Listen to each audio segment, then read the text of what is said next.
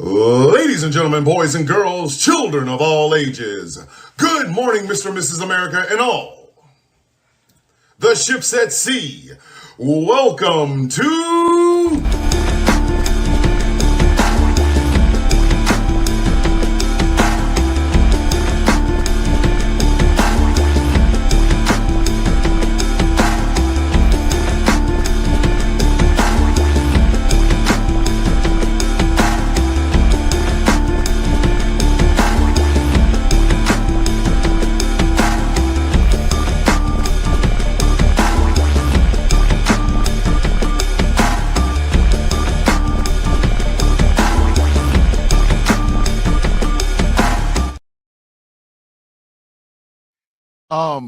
Before we begin today's festivities, and I know you all have come here to enjoy yourselves and some flags because Taylor Swift's boiled chicken ass is marrying Travis Kelce's equally boiled chicken ass. But before we start all of this, I need you all to know Geronimo for Rowan Country, Geronimo. I just don't want videos of us. Y'all, it's this group. Okay, be quiet, be quiet. Y'all, it's this group. I'm sorry. Okay, be quiet. Y'all, it's this group on Facebook called White and Proud. It's called White and Proud. And a bunch of black people, joined it. And now it's concerned white people making. This one lady was like, "Where is the admin?" and the black people are like all over this group. Like every time I open the app, there's a notification. I haven't joined it, but there's a notification. And it's like at one time, 80 black people round the clock commented at the same time. And somebody was like, "Look at me, I'm the admin now." Y'all, they changing their profile pictures to random white people. Oh my gosh. You know what? I don't care one thing about us.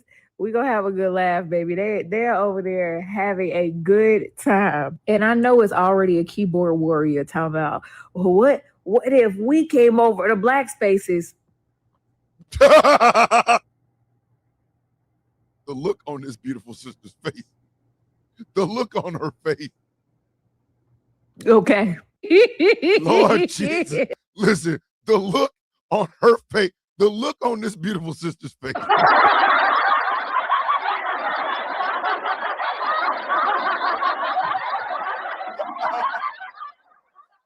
Listen, the video was set for me after that. As soon as I saw her face, she's like, "Well, what if we came over to your spaces?"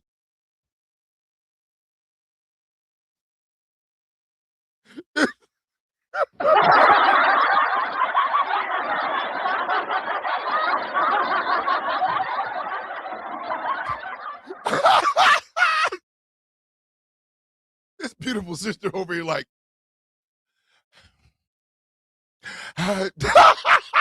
there it is. First off, she's gorgeous. Secondly, that's the look every black person has when you say some shit like that.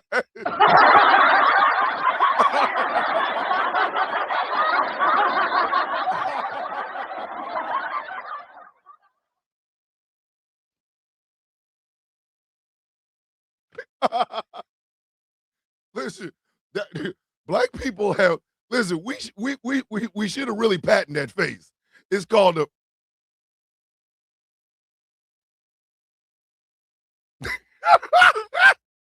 White people don't have that face. You say something that's blatantly obvious, white people will go, "Duh, bro! Like, what the hell? What did you think?" Black people, we ain't got to say shit. We just.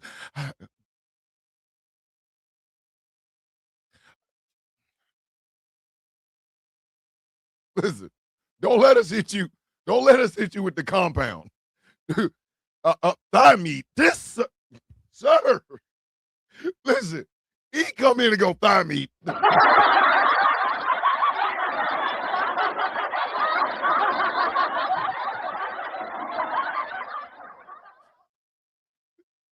people.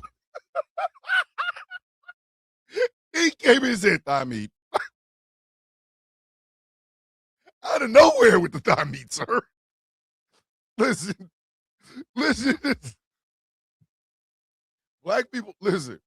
When you say something that's blatantly obvious to any black person, let me explain it. This show just started. I don't think we're going to make it. Sir, we're not going to make it. We're not. We're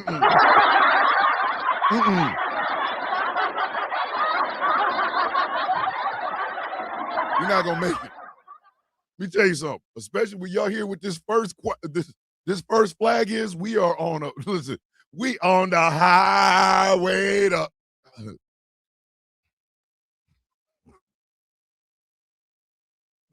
Listen, I like to poke the what's juicy in the box? What's in the fucking box? We have got to take you to a strip club, sir.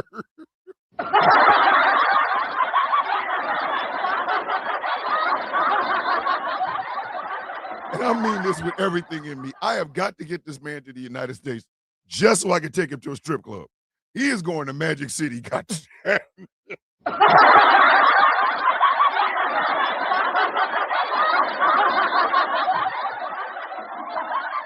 This the look. Again, I'm so damn confused at the moment. Too damn hot for this. Oh no, you're not, Miss Lyles. You ain't confused. Okay, check this out. Kobe'd up because this chat is about to get nasty. Let me go ahead and do it. Taz, do you want to give them the Kobe's, please? It's Kobe time. Just everybody get a Kobe. Everybody get a goddamn Kobe. Kobe. Kobe. Kobe. We have not even started the show. Kobe. I wanted y'all to listen. I truly wanted y'all. Taz said that to me. Taz told you this? Kobe. Wait a minute. Taz did not. Taz did not. Taz ain't got nothing to do with this. Don't put that evil on me, Ricky Bobby. Listen, you didn't offer to take that man to Magic City. You didn't do it. Don't put that evil on me, Ricky Bobby. I'm actually minding my business. I ain't even had my coffee yet. As a matter of fact, y'all do something. I got to go get my coffee. I got to leave y'all alone for 2 minutes. Don't break nothing. Don't touch nothing. Where's your mama joke for today so I can go get some coffee? Because I don't. All right, listen. I'm just saying. Taz out here offering to take E to Magic City so we can see thigh meat. I was like, Thomas, if I come over to America, will you take me to a strip club?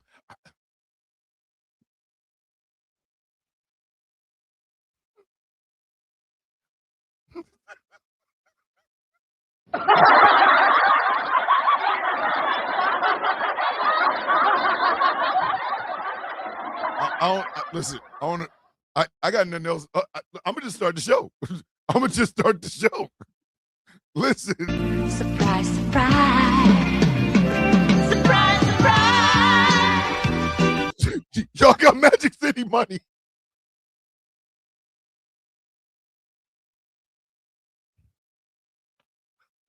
Y'all got Magic City money.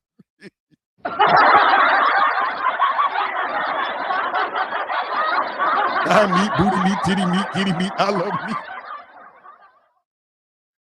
Dread is a carnivore. God damn it. Dread is a carnivore. Dread said, God damn it, I don't care. Is there some meat involved? Then damn it, God damn it, I'll be there. What kind of meat is it? Don't even matter. I love y'all. Listen, Rosita, y'all, listen. Let's just, because these shits ain't going nowhere. We got to start this goddamn show. Godzilla -1 Ultimate Roar. We gonna have something to do.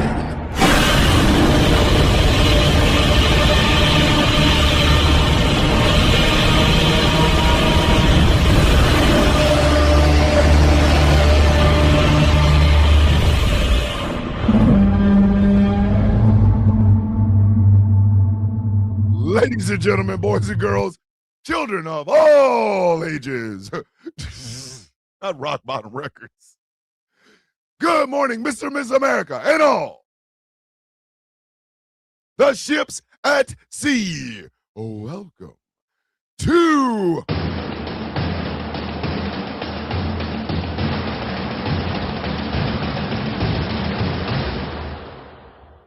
a Friday episode of The Sound of Coffee on Ghost Claw Productions Radio, GCPR, where every voice matters.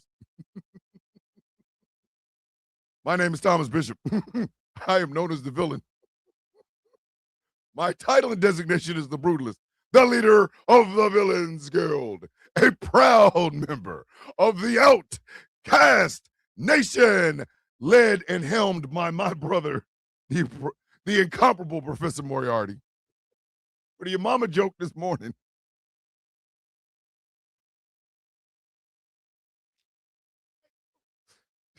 Listen, your mama saw me. She wanted to have sex. We made her have sex. Then she went home. I said it to your daddy. Now that's why your mom and daddy divorced. There, okay? I got nothing. The hell you start this show with after that shit? My pops is a stroke victim. I'm looking after him. There's no other bed in the house and it's comfy. Hey, yo, hey. Dread, where you lay your head. See, this is the problem with having a person named Dread hanging around this show. Dread, where you lay your head, don't give me head. So I'm gonna do nothing about that head. Lay your head on that pillow. You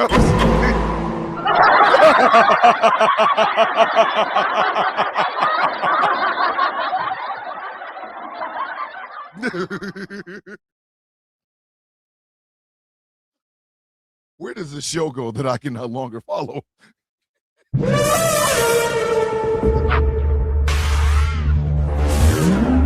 Oh my God. Dubicon, God damn it. The Dubicon.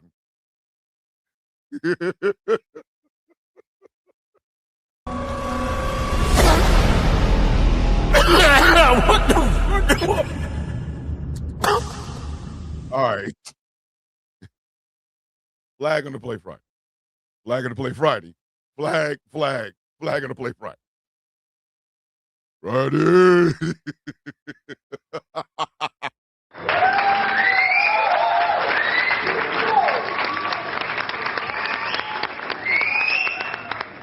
Candy Pooh's son's having a birthday.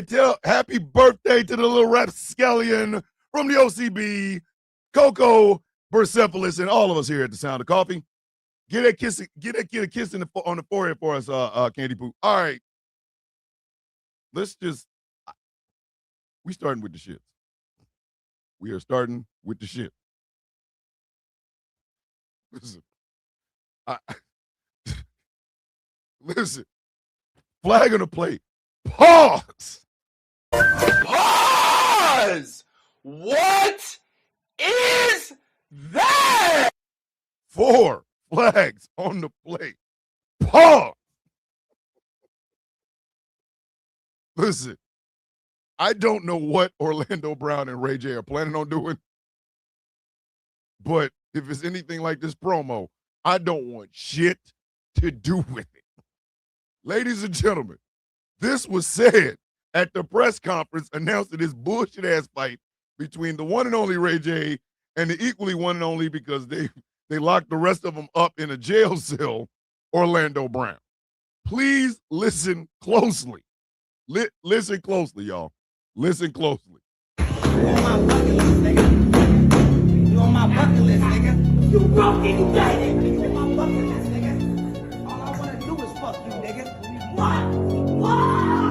That's the first time you said no. Y'all didn't hear it. Y'all didn't hear it. Maybe the music was a little bit too loud, but I need y'all to hear what Ray J is saying.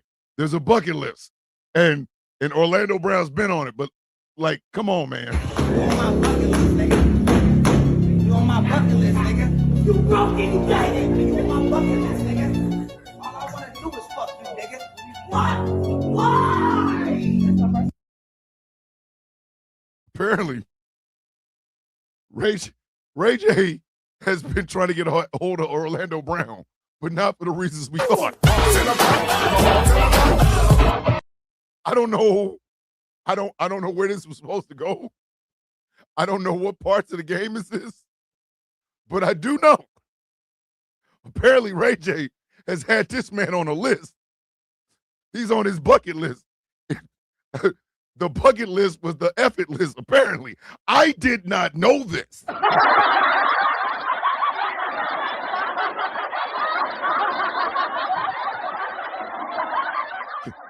Candy Poo, for the benefit of those who did not hear it the first time.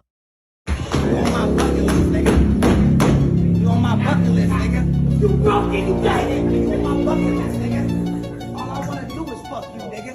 What? Now, the bucket list apparently has Ray J wanting to bang Orlando Brown in the Chocolate Highway. But that's not what makes this flag so special. It's Orlando Brown's response. E. E.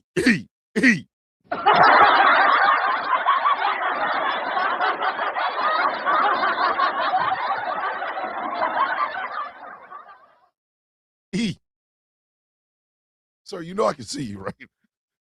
Sir. Mr. Moriarty. Nigga, did you know that I can see you? You do know I can look. I'm looking at the comment right now, right?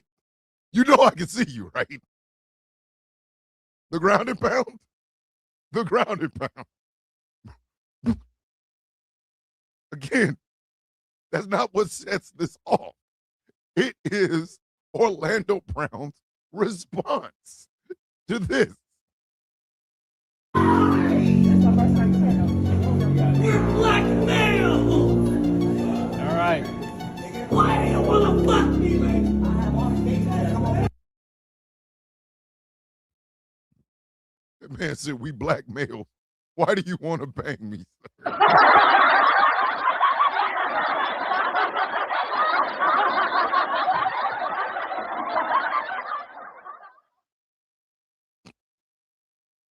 Hey, Merv, Top City. Hey, this product ain't got no dope in it. We're not getting out of the project.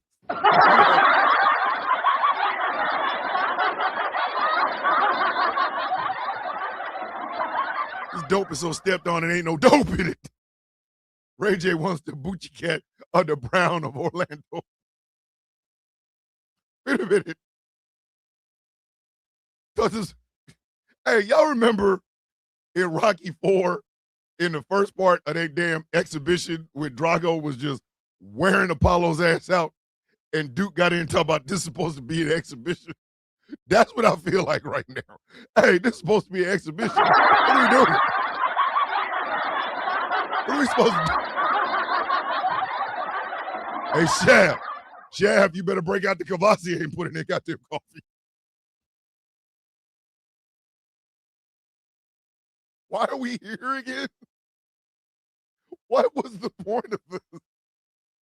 That man said, you're on my bucket list. All I want to do is. And Orlando Brown sounds really concerned.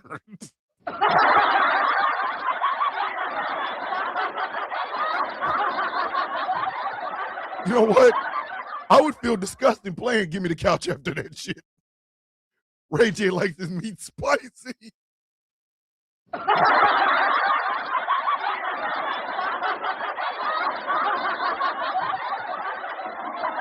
still have 4 quarters and a delay of game to go. Right? Y'all understand? This is the first one. This is just the first one. That's some unique foreplay. No, you sure he didn't say F it, Liz? Because, Katie Poo, I'm going to tell you why I'm hoping like hell. Good morning, Nana. I love you. Katie Poo, I'm going to tell you exactly why I'm hoping like hell that's not what he said. Because that means there's a list of men that Ray J want to bang in the ass, and I'm not.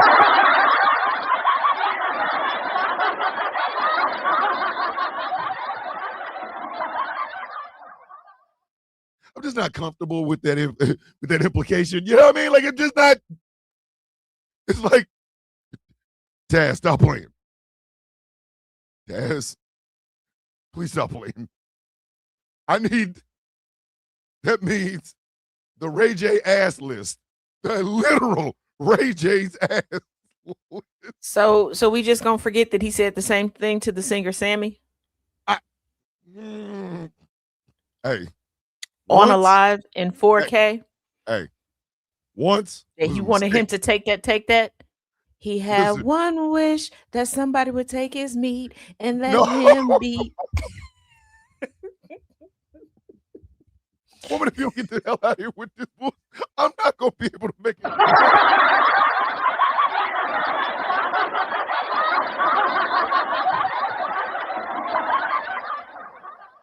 Hey, I need somebody to get on the phone. Listen, Brandy didn't sing The Boy Is Mine for this, okay?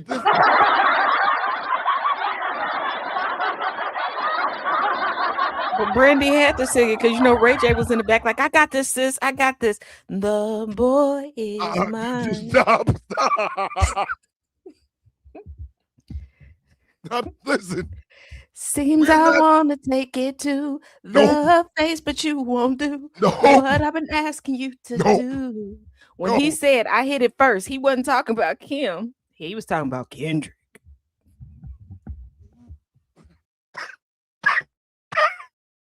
3,000 yards. I am moving on. I'm not staying here because this neighborhood smells like cootie. This neighborhood smells like Badussi. I'm not staying in this neighborhood.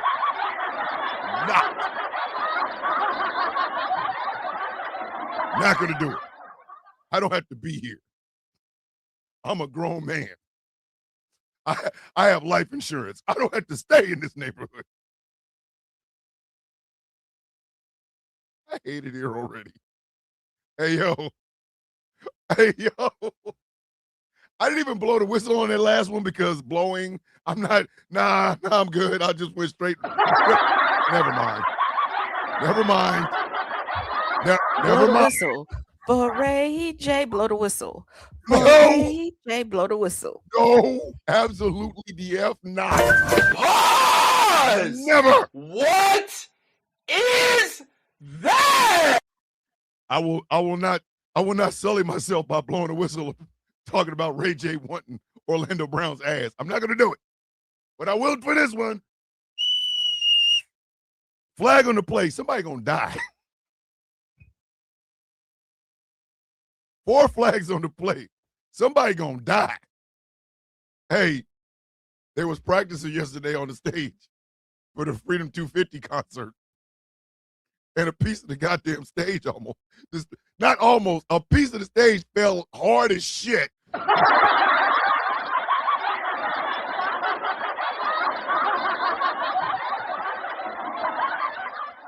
That shit. Them little ladies out there dancing to like something, and all you hear is, I'm like, what the?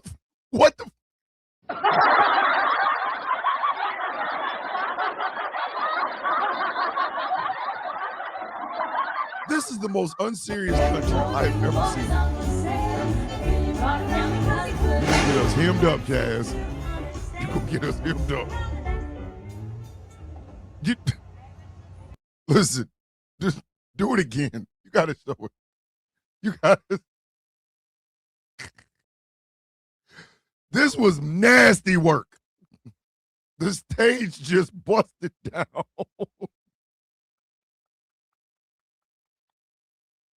Where are we? Just take a look. Wow.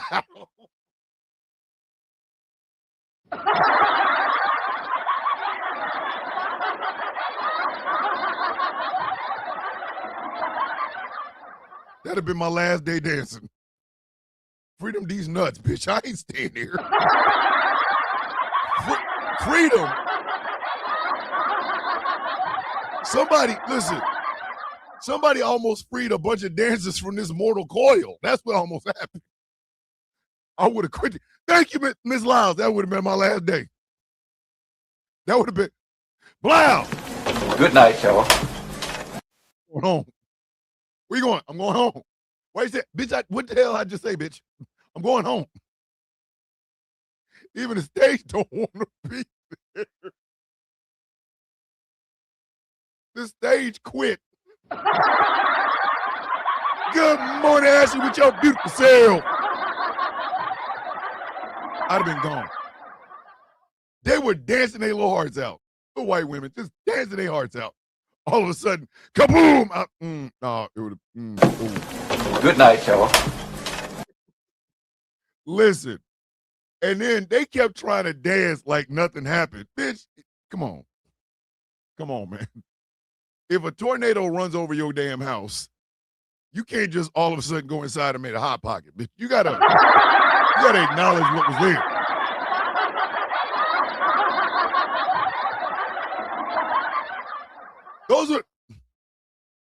Please tell me those weren't the New York City Rockettes. Please, I am begging you, in the name of Rao, do not tell me those were the New York City Rockettes. I am begging you, please tell me that wasn't. If they almost killed a national treasure like the goddamn Rockettes, Donald Trump needs to be tried up for war crimes. You're overseeing nothing, Daddy. No, nothing.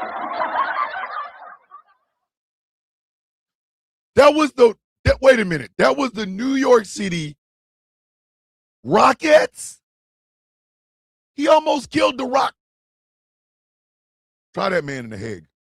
He got to go to the Hague. That man need to go to jail. He almost killed the Rockettes. The Rockettes? You mean the white women that have been kick dancing for longer than I've been alive? You almost killed the Rockettes? Go to jail. Listen, that's a war crime. That's a goddamn war crime. I don't care. That's a war crime. You almost killed the Rockettes.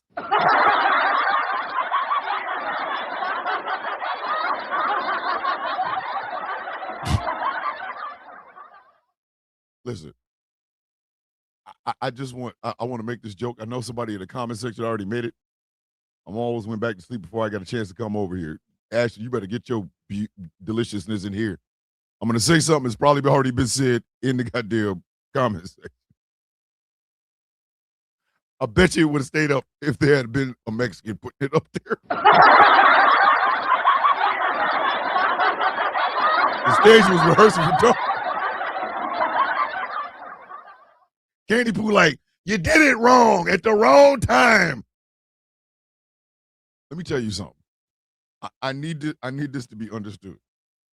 If after everything this man has done, if after everything this man has said, after every policy and everything that he has done, if he gets his ass on that stage tomorrow and the stage kills him,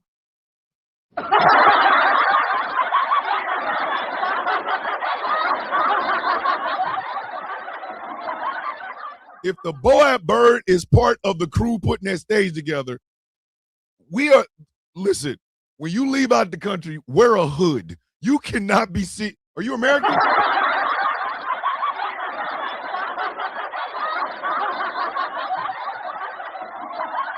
Excuse me. Are you American? No. No. I'm from Wakanda. Bitch, I'm from Wakanda, goddamn. The Grim Reaper's practice.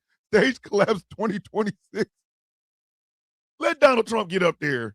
Yeah, we had the greatest economy, sleepy Joe Biden, and all of a sudden the Boab Bird say, listen. If Donald Trump dies at the hands of a stage that was put together by a bunch of white dudes who are all DEI hires, our president, listen, that will be called the Licky Boom Boom Down. If the goddamn stage kills him, it's going to be some problem. The stage, we won't shed a tear for real. We breaking news on Discord. Listen, if that, hey, yo, boy, I'm taking pages from the movie Coco. If he up there making that bullshit ass speech, Grim Reaper needs to stretch. We had the greatest economy. It's been great. America 250, Sleepy Joe Biden, and Barack Hussein Obama, and all of a sudden, I can't watch it live. Will not. It's always Bonap time. Listen, I will not be able to watch that live. I'm not going to be on a live stream. I won't be doing a show or nothing. Because if the stage kills that man, I'm going to officially piss on myself laughing. I'm telling y'all.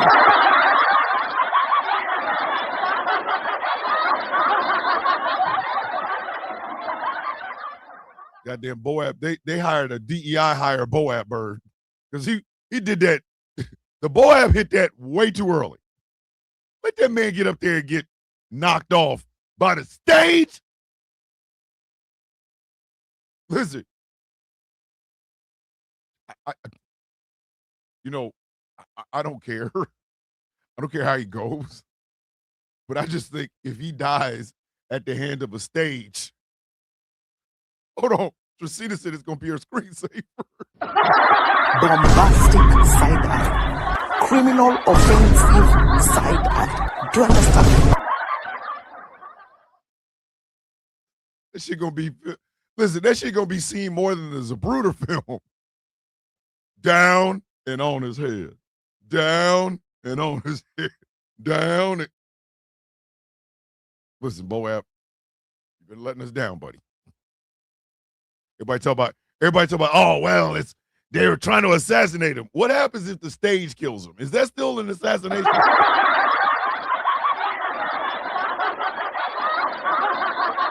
We do not care. Like, imagine if Charlie Kirk had been killed by the tent. No gun violence. As soon as he said counting or not counting gun violence, the tent just like closed up in the metal, like the metal line just cut his head off. Would they be, we are Charlie Kirk? We do not care. Who you gonna have a fatwa against then? You thought the left was the one that killed him the first time. If a tent had killed Charlie Kirk, a tent, let the stage kill Donald Trump.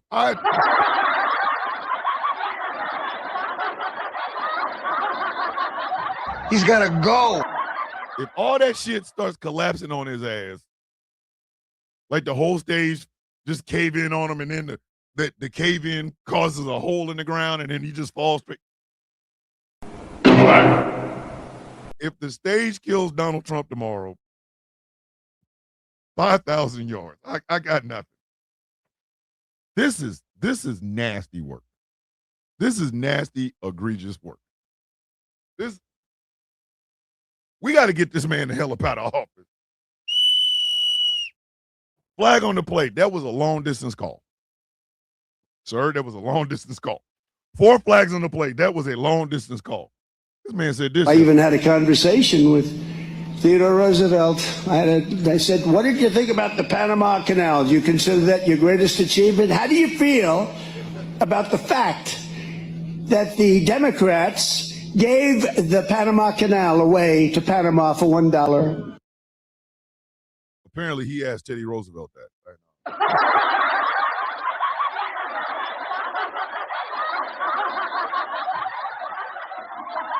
It is pudding time for Pop. Good luck.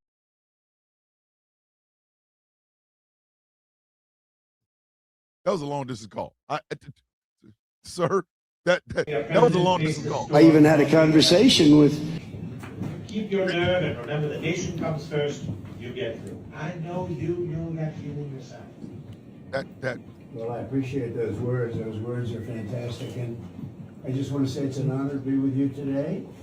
We are making a little bit of a tour. Some of the fantastic things you've done. Sir, that is AI. What are you doing?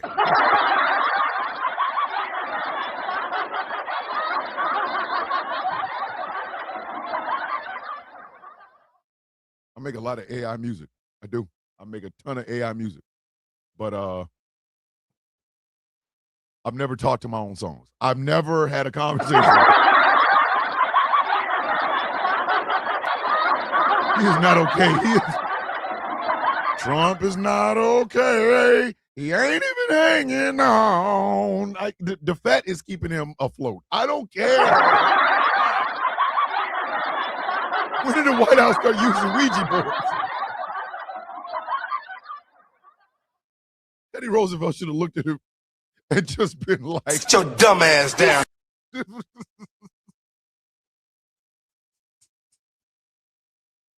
This man was having a conversation with the goddamn AI. Oh, Ragnarok. Oh, that would be sexy. An AI-generated version of Obama telling him, keep my goddamn name out of your mouth. I'm getting quite tired of listening to you blame me for everything. Like, David.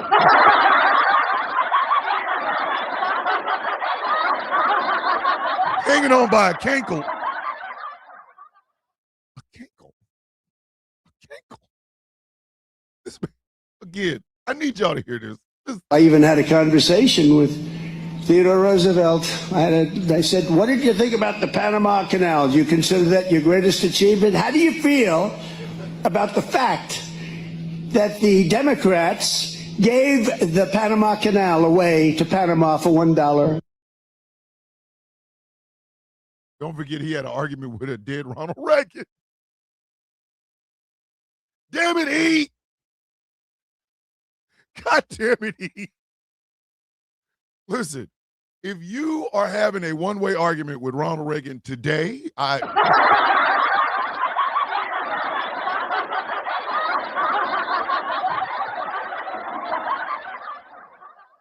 Mr. President, why are you so agitated? Well, Ronald Reagan just told me I was a piece of shit president. He told you this just now? Yeah, I just saw him a few minutes ago in the Oval Office. Pause. Wait a minute. You talked to him? What else did he say? He also said that I should really learn how to take humility and learn how to be humble because the office. Mr. President, Mr. President, Mr. President. He needs some milk. You need some milk, sir. You need some milk and a poppy. You don't need.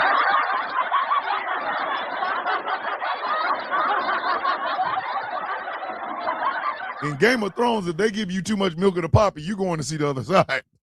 You're gonna be flying with dragons that are no longer here because you're going to sleep forever. You are going to sleep. We're in a Dubicon. This is so Dubicon. Listen, the trade tariff argument on Trump stated that he liked Ronald Reagan, but Ronald Reagan was a bad on trade. Recall that Reagan had one of the big shootout with Japan, and he folded. They came and took our car market. Sir, this was in the office. Pudding time.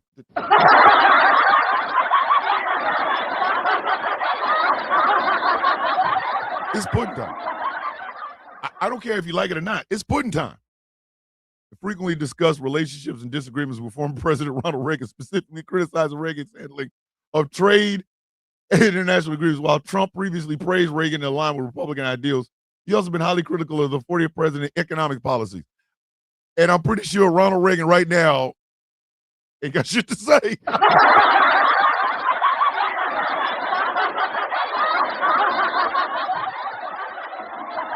these people know does he know they're dead? Does he know they're dead, or is it really just, I think when Trump gets up, it's already like this.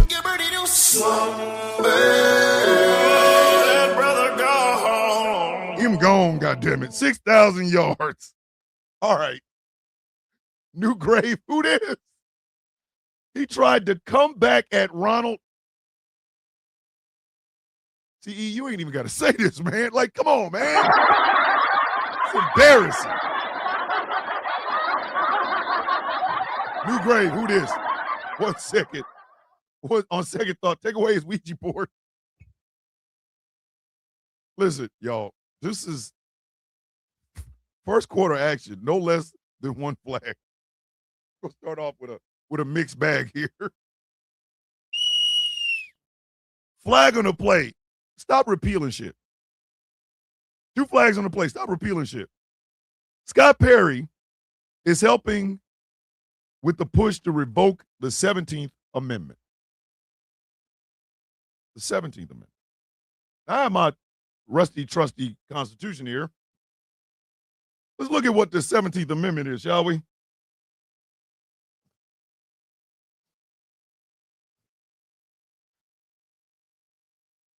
Amendment 17. The Senate of the United States shall be composed of 2 senators from each state, elected by the people, therefore, for 6 years, and each senator shall have 1 vote. The electors in each state shall have the qualifications required for electors of the most numerous branch of the state legislatures. When vacancies happen, the representation of any state of the Senate, the executive authority of such state, shall issue writs of election to fill such vacancies, provided that the legislature of any state may empower the executive, therefore, to make temporary appointments until the people fill the vacancies by election as the legislature may direct. Basically, Scott Perry wants to repeal the way we elect our senators. So basically, our senators would elect us, not the other way around. Hey, dog, if you don't sit your stupid ass down, you don't sit your monk ass down. Sit down. What's wrong with you? I want to repeal the 17th Amendment. Shut up, bitch! I want you to sit this dumb ass down. Scott Perry out here tripping. This one was brought to us in courtesy of Infernal. 7,500 yards, beat first down. This is disgusting. Flag on the play. Hey, y'all need to fix the church. Hot damn. 4 flags on the play. Y'all need to fix the church. Take me now, blow him up. Take me now, blow him up. Posted on TikTok has this Lexington church in the spotlight. It has since been taken down, but reposts remain on several social media platforms. You can see people portraying soldiers carrying air rifles and shooting at someone dressed as the devil on a staircase as young children watched and chanted, "Take him out, blow him up." The clip you saw was simply killing the devil. In a Facebook video, Pastor Dwayne Walker says the skit is a 32-year tradition and he didn't mean to offend anyone. Walker says his intended message was one of spiritual warfare, encouraging children to reject the devil. And maybe you're right, maybe we're wrong. But understand, we're painting a real picture to kids visibly, what's going on invisibly. Lexington police. Listen to me very goddamn closely. Y'all need to put the warfare bullshit down and pick up the Jesus thing with the bread and the goddamn fishes. What kind of shit is that?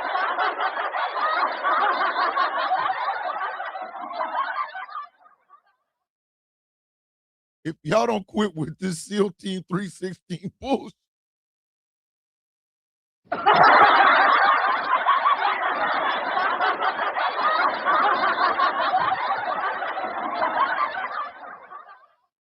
The SEAL Team 316 is that. Listen, sir, that's diabolical. That is diabolical. Listen, Mount Olivet Baptist Church in Lexington, Kentucky. That was the pastor Dwayne, because his name is. There always got to be a Dwayne. Only a Dwayne would think sending people in with fictional AR-15s to shoot the devil would be a goddamn good thing. Only.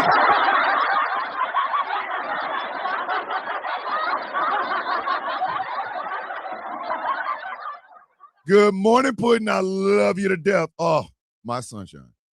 Danny's over in the YouTube chat. I mean, the Instagram chat. Love you, Danny. Listen, let me explain something to you. I can take Austin 316. Let's not have Devil AK-47. He said they've been doing this shit for 32 years. It's been so hot, I guess they were delusional and thought they saw the devil. Whoa, it's hot as hell. The Church of Charles Bronson. I thought you were supposed to resist the devil and he'll flee. Apparently, Ashley, you got to resist him with lead. Like, you got.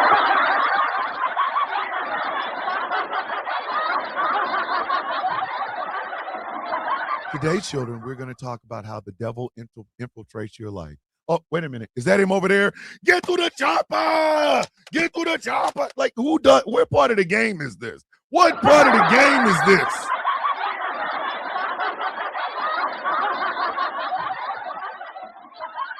Hold on. Trey said Devil May Cry is a great PlayStation game. Who would Jesus like to F up?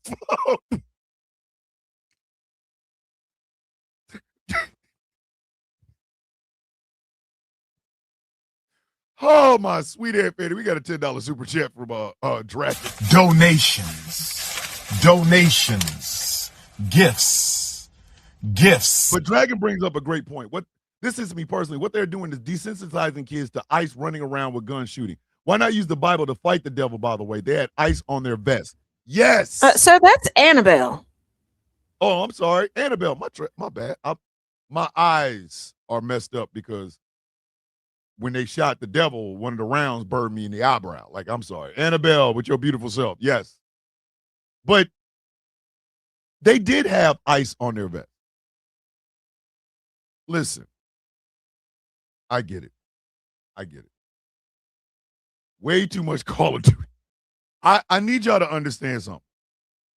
When Malcolm X and Martin Luther King said that the most segregated time in America is Sunday morning because there's black churches and then there's white church.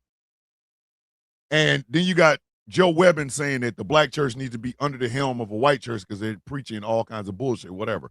It's all out of the same book. I'm an atheist, so I get a chance to say this from the outside looking in. The white church is slowly but surely turning their kids into like warriors. And I put the meat away and fix your eyesight. The white church is a danger. And I said what I said. They're not white on white crime at the church. I get it. Everybody wants warrior Jesus. Everybody wants sword swinging warrior Jesus. And if you haven't seen Warrior Jesus, allow me to show who he is while I speak about it. Everybody wants Warrior Jesus. Here's the problem. You cannot have Warrior Jesus and then tell people that they need to be more Christ-like. Because guess what?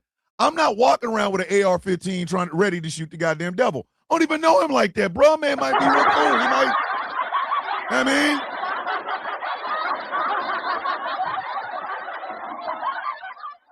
The devil may really be just, hey man, I'm just here.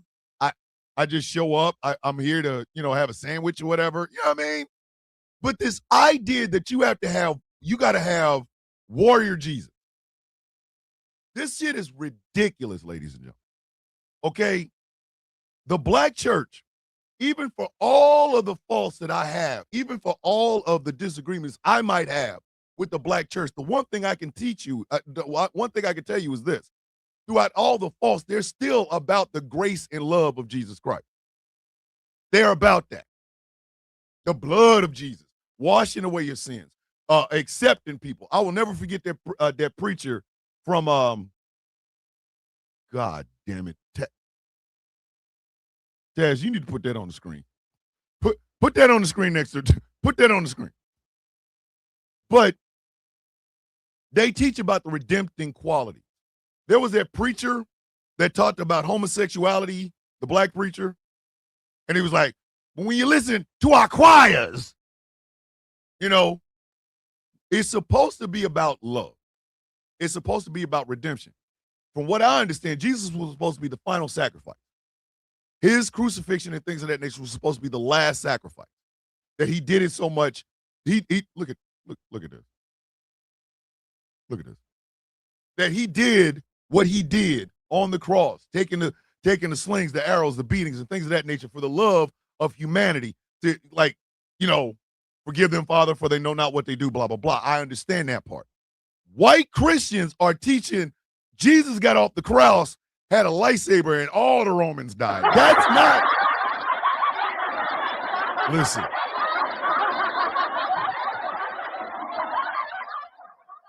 I think Chris Hemsworth would make a fantastic warrior Jesus.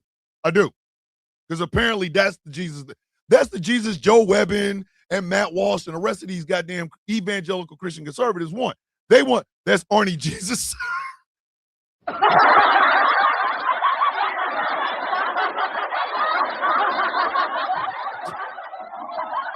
Why don't that swole Jesus get off the cross? Like, who in the hell asked for Hulk Jesus? He's trying, Merv. He's trying. Merv, he's trying to get down. You see, that Saints they swole meat for real. The saint of saints swole meat. But the white church is the problem in America. I said what the hell I said. I'm not gonna try to argue with the shit. I'm not.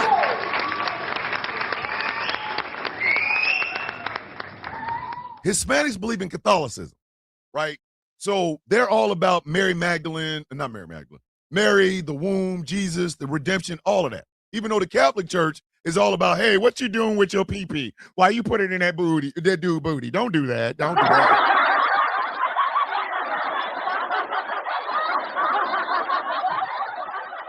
Yes, swole meat Jesus. Yes, I did, sir. Is that the Jesus they want to fill? Yes. Yes, Tracina.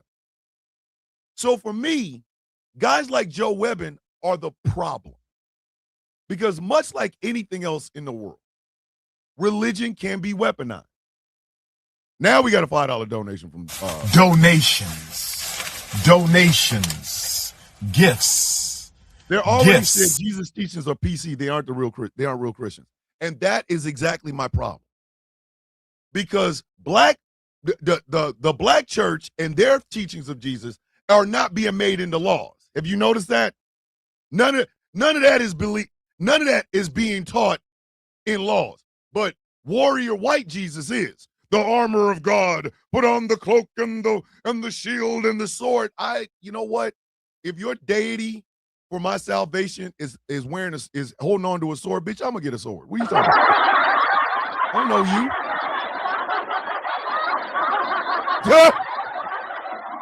That Jesus is gonna come with Triple H's song "Time to Play the Game." That Jesus is gonna get off the cross, with holes in hand, grab a bottle of water and spit it all over the place. I need you to understand that. Turns water into protein shakes. Ash, word. The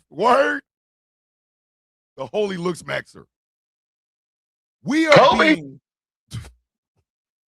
are being destroyed by white folks' misinterpretation of that book. That shit, in the hands of white people, and I mean this, in the hands of white people, that book is the most dangerous thing they could have. It's more dangerous than guns, ropes, knives. It is dangerous because it makes them believe in their heart of hearts, because they're not looking at it from parables or things of that nature. They're looking at it from the standpoint of, this is my God's a warrior. Hey, no, he's not. No, he's not. Peter cut off a dude's ear the night they captured Jesus. What did Jesus do? Heal the ear. There were a bunch of people that was going to stone Mary Magdalene's ass to death because she had more than one boyfriend. And Jesus is like, he who is without sin cast the first stone. Everybody dropped them rocks and left. Now, warrior Jesus was like, he who has hit Mary Magdalene from the back, hit the bitch with a stone. Like that. The story ain't the same. The story ain't the same. And they use that shit as a cudgel. How many gay and trans and lesbian kids have committed suicide because of people teaching that bullshit? How many black towns no longer exist because those people were attacked by these white mobs who all thought they were monkeys and chimps because their book told them to? How many? They want Old Testament action, but they want to cloak it under New Testament Jesus. That shit don't work, man.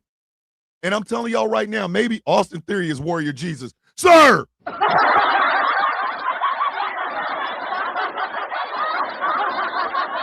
And mind you, ladies and gentlemen, Jesus flipping over tables. Yeah, but Ashley, wasn't nobody like tied to him after he cut their head off and flipped the damn table. Listen. And that let me help y'all understand something. All holy books can be manipulated. All holy books can be manipulated. Every one of them. The Quran, the Torah, the Talmud, the Bible, the Bhagavad Gita, these holy books can be misinterpreted and they can be used as weapons. And I think it's quite funny that evangelical Christian conservatives hate Islam because of extremist Islam, but they're doing the same extremist Christian shit. Am I lying? Am I lying? The work I do, I walk the path that Jesus walked, feeding the poor, helping the needy, but I don't claim to be a deity. And see, that's the thing, E. You believe in the Jesus that the black church teaches about. You are not looking for, I'm perfect, blah, blah, blah. No, you understand the sin part. You understand that through acts, not just words, faith without acts is dead, that sort of thing. These white evangelicals don't believe that shit. They can say it and then they can go blow up a goddamn abortion clinic. Please understand, every abortion clinic that was blown up, the abortion doctor that was killed in his own goddamn church, they were killed by white evangelical Christian conservatives who believed that abortion was a sin. So the only way to stop the sin is to murder somebody or blow up the goddamn building. The same people that believe that gay folks are these evil human beings blew up a goddamn gay nightclub. And they also blew up the Olympics in Atlanta. Meanwhile, even with all the faults, even with every problem that I have with the black church, not one black church has ever blown up any goddamn thing.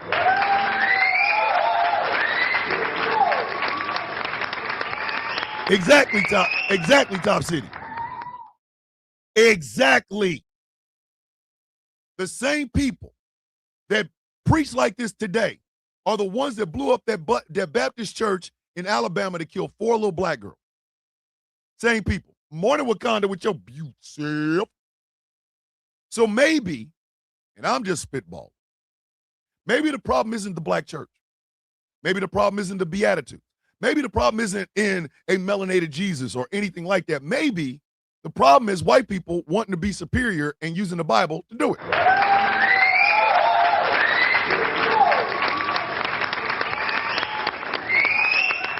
And that's where you get, let me shoot up the devil in a church on a vacation Bible school with a room full of kids.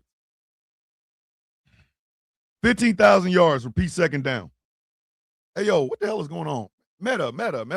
Hey, whoa, Meta. Hey, Meta. What's going on here, sir? Or ma'am? Or them? What is going on with it? Austin grows his hair and beard out. It looks like Warrior Jesus can act, but he's not available. Then Tony D'Angelo, not Tony D. Come on, man. We can't have Tony D being the guy. Come on, man. Jesus, Mary and Joseph. Oh, that's her kneecaps. Okay. All right. Okay.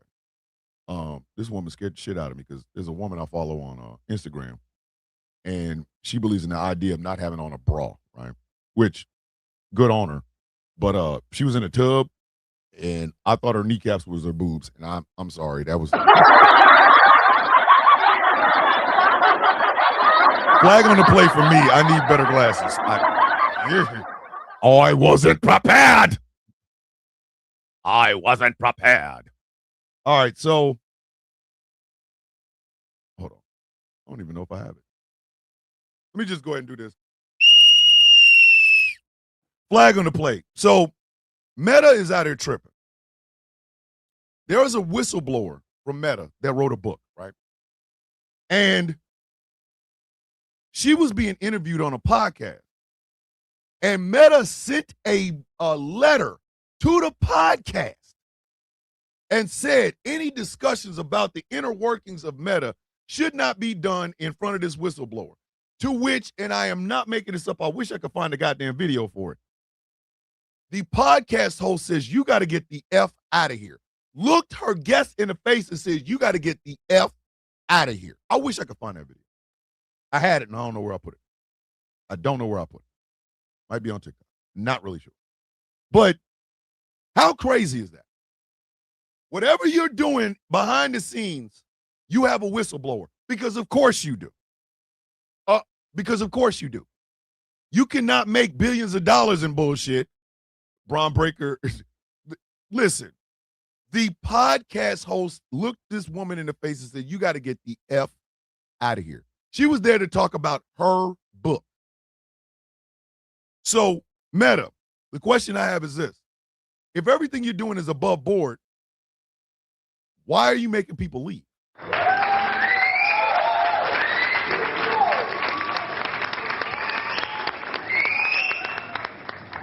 All I'm going to say is 20,000 yards, repeat third down. Oh, boy. Here's an addendum to Mount Olivet shooting people in the goddamn church. Flag on the play. Our gas prices are going to remain the way they are because of Israel. I said what I said. 4 flags on the play. Our gas prices are going to remain where they are because of Israel. Israel launched an attack in Lebanon that left the explosion that they left in Lebanon looked like a goddamn nuclear bomb hit them. Oh my God! And then I saw, what's her name? Miriam Malcolm Bellick, the actress. I saw her, and I'm sitting there listening to her talk about, the rise of anti-Semitism and how she went and took her kids to some place, and they were like, how do you feel about what's going on in Palestine and da-da-da-da-da. And she's like, and she got reclaimed. And my kids had to listen to this. We need to stop this idea that any criticism of the Israeli government is anti-Semitism. We got to stop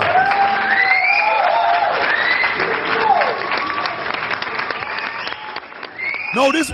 No, Ash, they knew she was going to be there. She was sitting right there when when they read the letter and made this woman leave. So this is not a touchy subject for me. This is not a touchy subject for me. It comes down to this. Your God ain't got shit to do with them bombs. They don't. And right now, the Israeli government is being led by a bunch of right-wing, murderous some bitches. They got to go. But even if they left, even if Israel got a far left-ass prime minister and a far left-ass damn Knesset, it still doesn't matter because the mentality is the problem. It's the mentality that's the problem. Ladies and gentlemen, I don't give a shit where you live. I don't care. Nobody has the right to blow people up. They don't.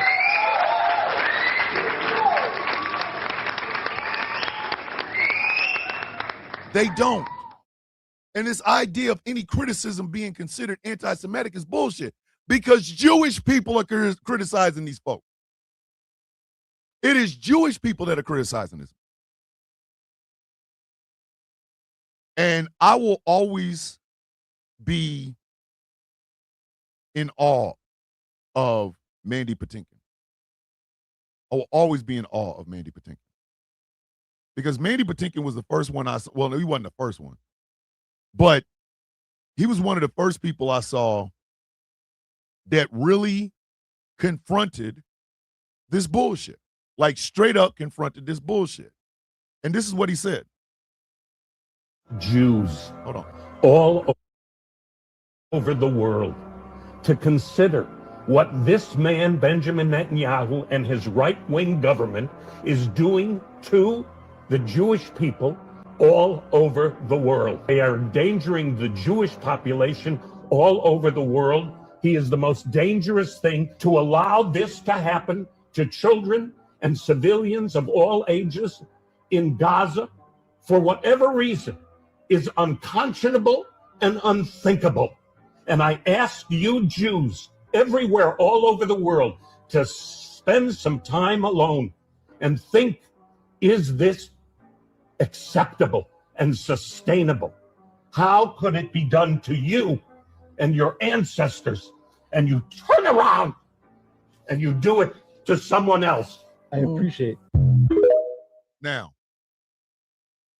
that is a Jewish man. He's an actor in the United States. And he is saying something out loud that I cannot pronounce that woman's name. The one I just talked about. Talking about how her kids had to be exposed to anti-Semitism. Your children being exposed to somebody questioning the movements of the Israeli government is a hell of a lot different than somebody else's child being faced with a bomb, okay? I don't want to hear that shit. Again, not bragging, not tooting my own horn, but one of the most incredible things about becoming an atheist, about coming out as an atheist, is insight. I am able to call a spade a spade. I'm able to call balls and strikes because I see them. And right now, the idea that you started a war in Iran, you've been wanting this war since 1995. You started a war in Iran. Then you said you weren't going to send your IDF soldiers to fight in that war. Then you turn around and start attacking Lebanon because you think you see some Hezbollah there. Listen, I'm going to need you to back your bitch ass off. You have enough, okay? We got to stop this shit. And, well, that's no, it's not. Because Jewish people are saying it. I find it effed up that even on the pro-Palestinian side, they're not recognizing the harm that they're doing. They're not recognizing. Because they're not listening to Jewish voices that are fighting against this. They're not listening to Palestinian voices or Lebanese voices telling them this is a problem. They're just, let me get algorithm clicks and views. So on both sides of this, I don't like nobody over there. You know what I mean? Like on both sides, I don't like nobody over there. But the mentality of Israelis has got to change. You have got to stop looking at Arabs as these monsters that you have to kill and take their shit and this, that, and the third. That is a colonizer's mentality, and it is literally killing people. It is killing people. And if this seems like anti-Semitic, maybe you need to ask yourself, which one is more anti-Semitic? Me saying it or bombs being blown up or children getting shot in the head by snipers? Make that shit make sense.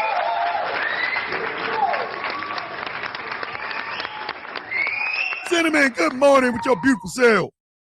21,000 yards of Pete, fourth down. Second quarter action, no less than two flags.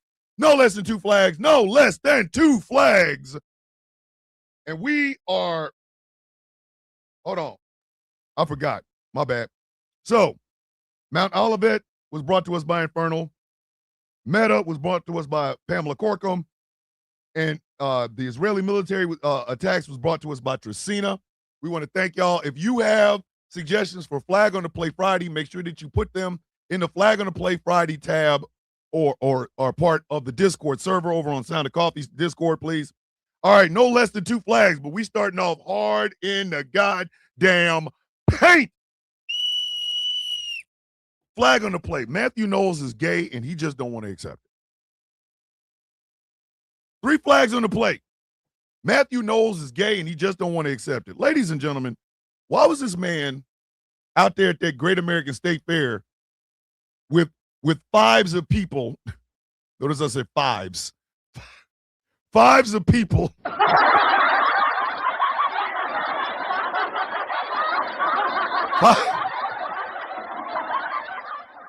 Not even hundreds, not thousands, not dozens, fives of people debating the Salem witch trials with a 10-year-old. Oh my God!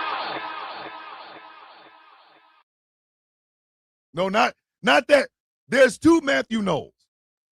There's Matthew Knowles, who is Beyonce's daddy, and there's Matthew Knowles that works for the Daily Wire. The smarmy, punk-ass looking dude that always talks about gay this and gay that, and we've seen him in some questionable behavior. There's a video of the man in bed with another man. All right, that's all I'm gonna say. That's all I'm gonna say. All I'm gonna say. Exactly, Shab. You was generous out there giving them dozens. Sir, there were no dozens. That was fives of people. A massive crowd of about 15 people. And this man is up here talking about the Salem witch trial. The goddamn Salem witch trials with a 10-year-old. Can somebody tell me what part of the game is this? What part of the mother effing game is this?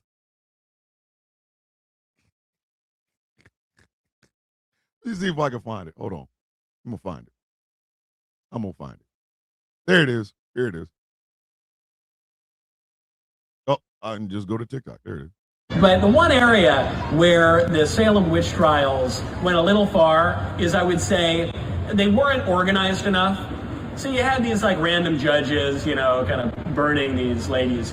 I don't know if they were guilty or not, but I think if it were more formalized, built up a little bit more, maybe with like a grand inquisitor or something, that would have been a better way to do it.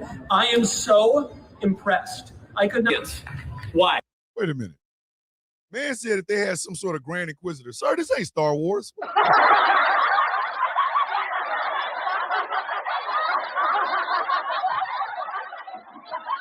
Where my nerds at?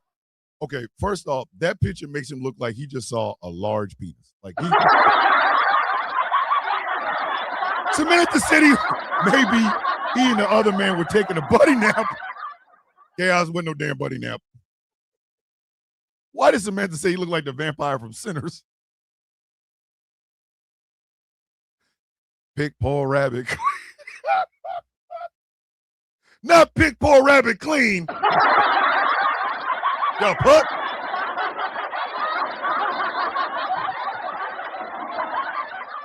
Where my nerds at? Where my nerds at? That man said there should have been a grand inquisitor at the Salem witch trial. Who's going to hire him? Emperor Palpatine? Who's hiring him?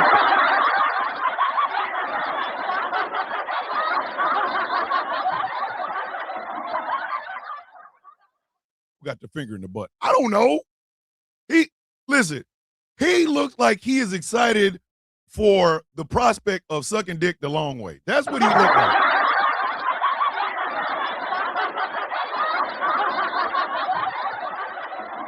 You know what? I was almost dumb enough to try to do that, like the sucking dick the long way while singing Pick Paul Rabbit Clean. But I understand where I'm at, and I'm not going to do it in front of y'all. We got Annabelle with a $2 super chat. Donations, gifts. He's a bottom. Murr said, I guess Dr. Strange going to be there too. Listen, if Dr. Strange is part of your Inquisitor, is the Grand Admiral Thawne covering this shit? Cinnamon comes out of nowhere with the shit. No Mandalorians.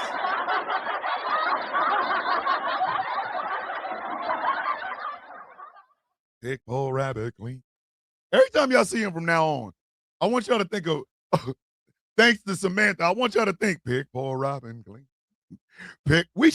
Somebody should do a video of Matthew Knowles talking and then just put Pick Paul Rabbit clean underneath it. Or Dusty Road to Dublin.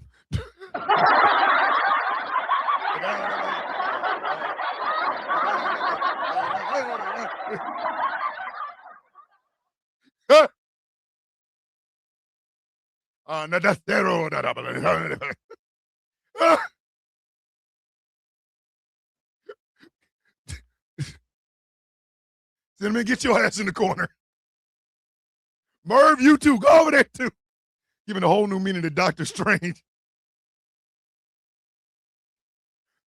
The Rocky Road to Dublin over that would be hilarious. If y'all took every time, somebody should do that. Make a mega mix. Call it Matthew Knowles, and just start it off with Remy, and then just put Matthew Knowles videos on the Rocky Road to Dublin. I love that song, by the way. I love the shit out of that song.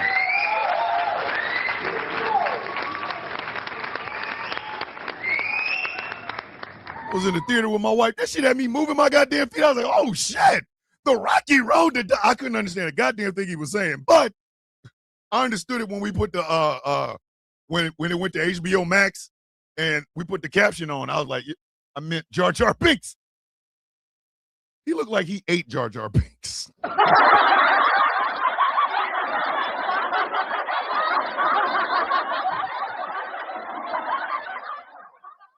Listen, when I finally understood the words, I love that goddamn song. I was in the theater moving my damn feet. Like, seriously, he looks like he said, giggity, giggity. I'm telling you, he looks like he just got excited on the prospect of sucking dick the long way. Like, I'm not going to do it because, listen, come on. I know what show I'm on. I know the people here. No goddamn way in hell. I'm going to do that. Daddy long stroke. You can't smoke it. Daddy long stroke. You can't toke it. Daddy long stroke. Hey, bitches, I'm on TV.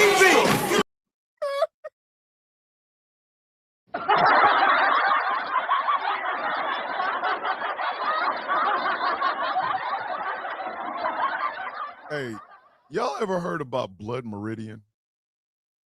It's a Cormac McCarthy book that it's a great book, but it is the most violent shit I've ever heard. Listen, they can't, like, it will never be put on film.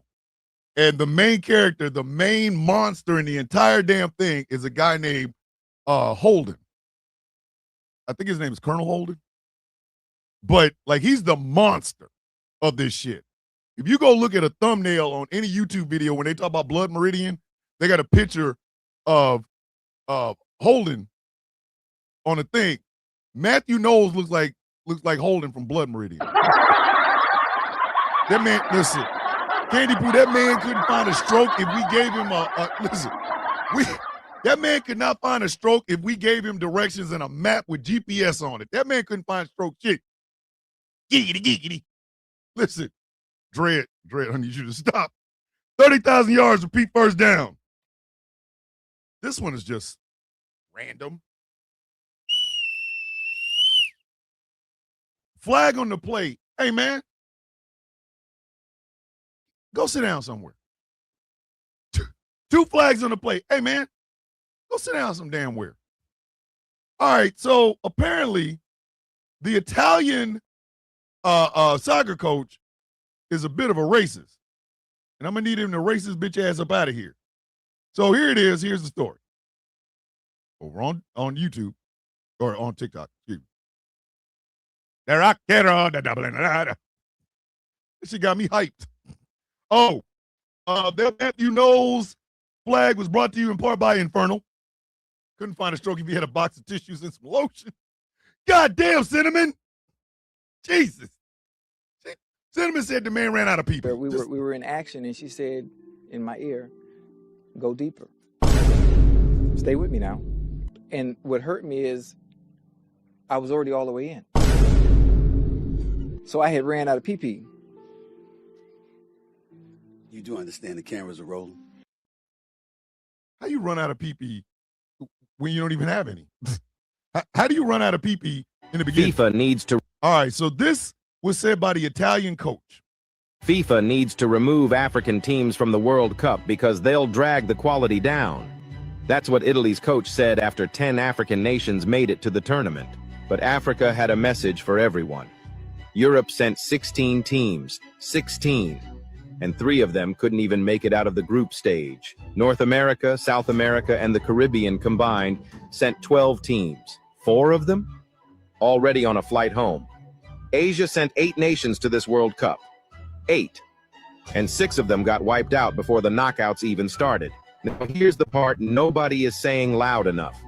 Several African teams couldn't even travel with their full coaching staff. Budget problems, funding issues, showing up at a World Cup already disadvantaged. And yet, out of 10 African nations at this tournament, only 1 went home in the group stage. 9 African teams are in the round of 32. So the next time someone says Africa doesn't belong at a World Cup, show them this. Which African team do you think goes furthest this tournament? Drop it below. Listen. Shout out to him.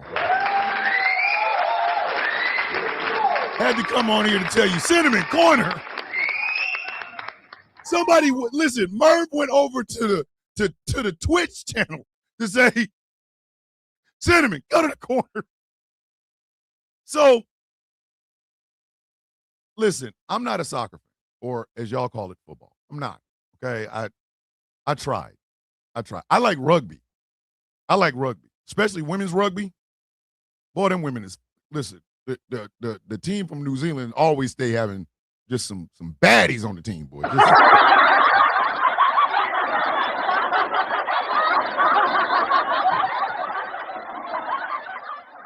Listen, New Zealand baddies are something else. But anyway, I like rugby. So I was never a soccer fan. But since it's the worldwide game, you know what I mean? And Africans over there kicking ass. Let them go.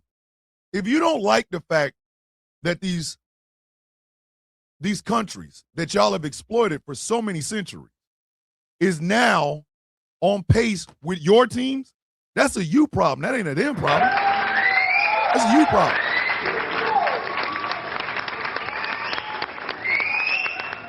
Well, sit your ass in the corner and get your ass off your shoulder. I don't know what else to tell you, buddy. 38.5 thousand yards. Repeat second down. That was brought to you by Pamela. Ooh, somebody did this. Somebody did this. I feel like Fabulous. Hey, somebody did this.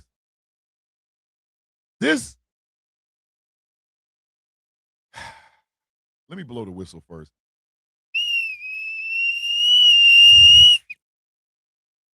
Flag on the play. No and ew. 4 flags on the play. No and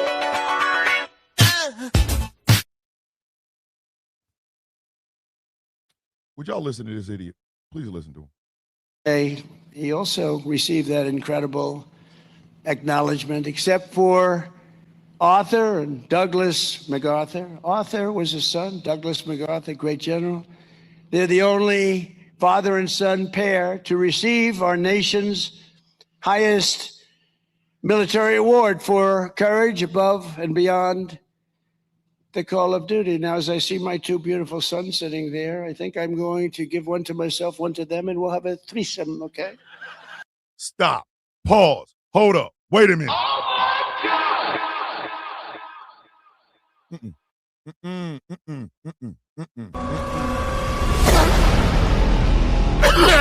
What the? Stop.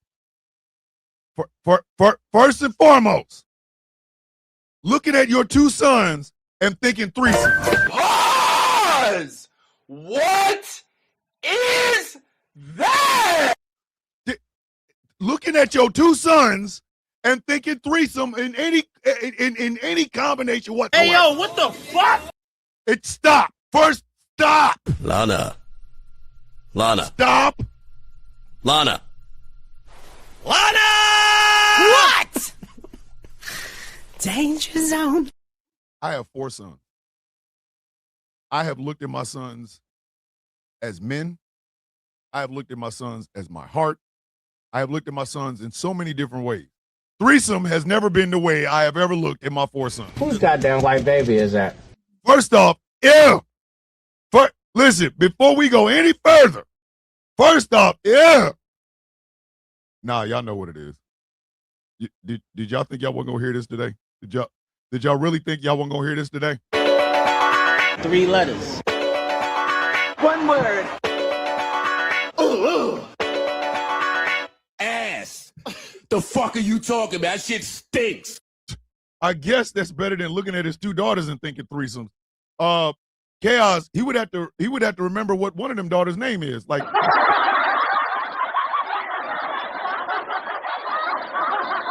you know, I'm really hot. I want to have a threesome with Ivanka and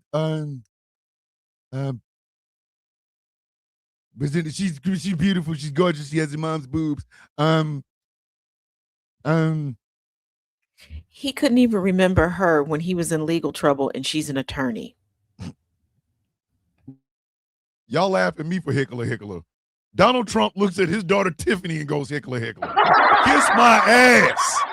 Kiss my angry, Taz, Gambit, Chaos, Smoking. I better not hear one more damn thing about Thomas's burn pit brain and me yelling hickler. Because he hickler's his own child. He been hickler that child since she grew up. Stop.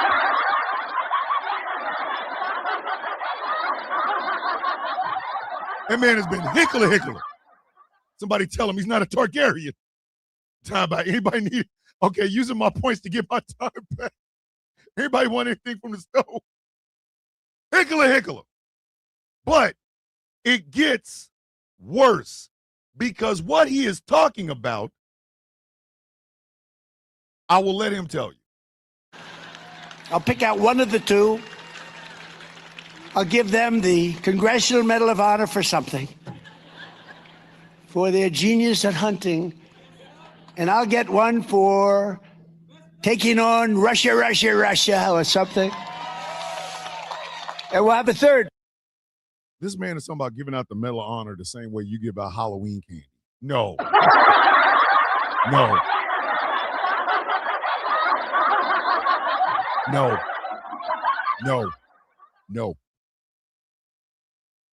Get Pop the hell up out of this seat. Exactly, Ms. Lyles. Hickler, Tickler, Schickler. I don't know her. He don't know her name. He over there. They're genius at hunting. Hickler, God damn it, Hickler. I want to hear what they say about daddy filling them up. Listen, again, I've got 4 sons. I have never, ever looked at them and said, yo, boys, I'm thinking we should go out and do some licky boom boom. Maybe I can help y'all get swallowed up. Swallowed up. Have you ever been swallowed up? Have you gone through a time of swallowing where everything was overwhelming and you...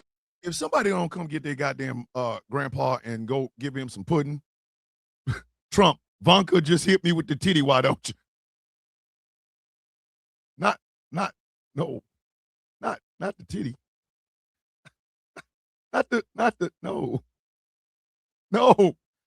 Not Vanka trying to hit him with the titty. What type of? Hit me in the face with a titty, why don't you? I said, what? Hit me in the face with a titty, why don't you? Hit me in the face with a titty, why don't you? Why don't you? Listen, does he even know any of his kids? I have never looked at my kids and thought anything remotely close to that. Exactly!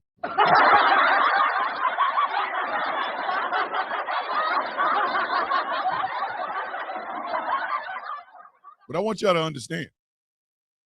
This is what alpha men see. He's so strong and masculine and powerful. He's so strong and shut up. Shut up.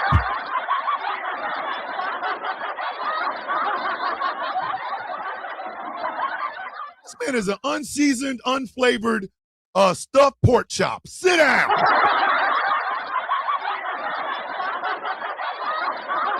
Sit your dumb ass down. Listen, that would be Tiffany hitting him in the face with a titty. Listen, if he can remember her name, he gonna get hit by a Tiffany titty and be like, some woman just ran up and hit me. Bitch, that's your child. Just give him a safety scissors, rope, crayons, and paper to make his own medals. God damn. Panda Jesus.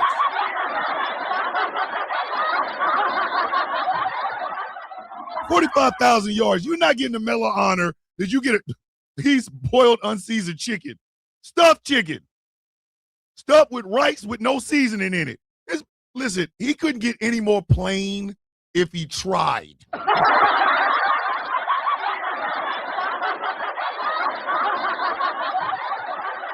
Man is a boneless, skinless, boiled chicken menace.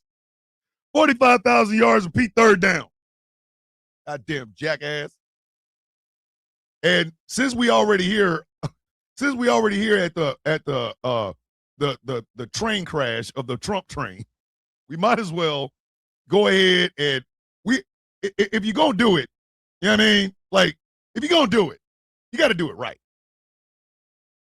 You know, if you're going to do it, you might as well do it right. 4 flags on the plate. Hey, man, you can't erase diversity. 4 flags on the plate. Hey, man, you cannot erase diversity. Oh, boy. The Trump administration is quietly rolling back decades-old workplace guidance. The memo to help employers has been in place since 1979. Not any goddamn more. Not any goddamn more. The Equal Employment Opportunity Commission voted Monday to rescind a decades-old guidance that helped employers ensure that their workplace is equitable and inclusive. In a press release the next day, the agency claimed that the guidance had violated civil rights law and Supreme Court precedent, referring to a unanimous High Court decision from last year that made reverse discrimination easier to prove. Oh my God! I need mediocre white people to admit that y'all are just mediocre.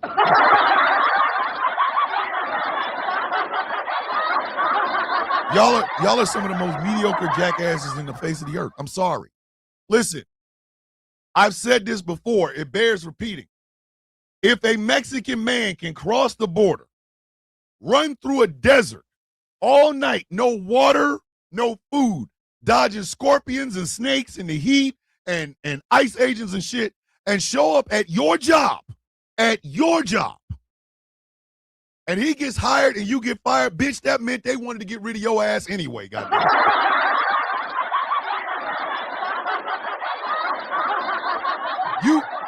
You are the worst worker in the history of workers. And I mean that sincerely. You are the worst worker in the history of people getting a paycheck. If a Mexican from the desert can come get your goddamn job, bitch, they wanted to fire your ass 6 years ago.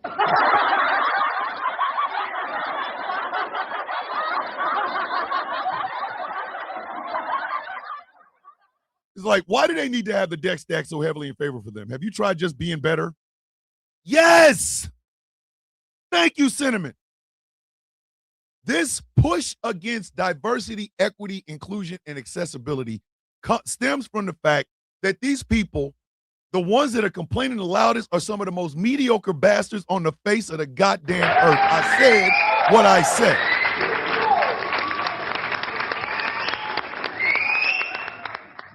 The president that they hired he's below average even for the guy that got pneumonia during his inauguration speech and lasted exactly 2 weeks. Okay? That's how below mediocre they are. And I've told y'all over the past couple of weeks, I have gone on a fatwa against mediocre white men. I loathe the ground these below average bitches walk on. I do. Because I have never in my entire adult life ever seen anything like that. You want the deck stacked in your favor. But then the goddamn Freedom 250 stage tried to kill national treasures like the goddamn New York Rockettes. What are you talking about?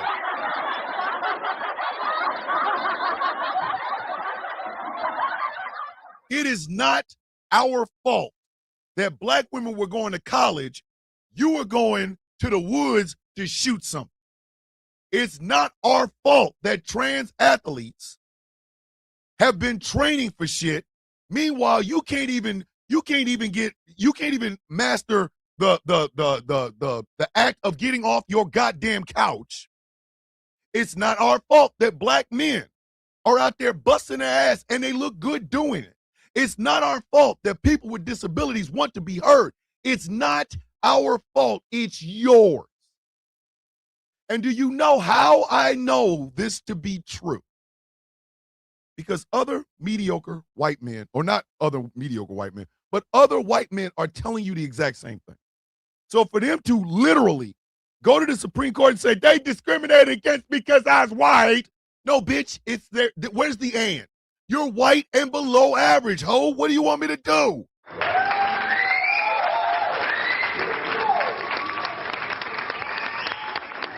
There was a guy in an iron lung that managed to be a lawyer. He lived a whole life like that, and he accomplished more than Trump. Why is it that these same people always telling us content of character, not color of skin? But the content of their character is dick meat. I'm sorry. What do you want me to do? I don't want to hold your goddamn hand walking through this shit. You're below average, bitch. You are below average. And it is not our fault that the times have moved past us rewarding your mediocrity. I'm sorry. It's not our goddamn fault.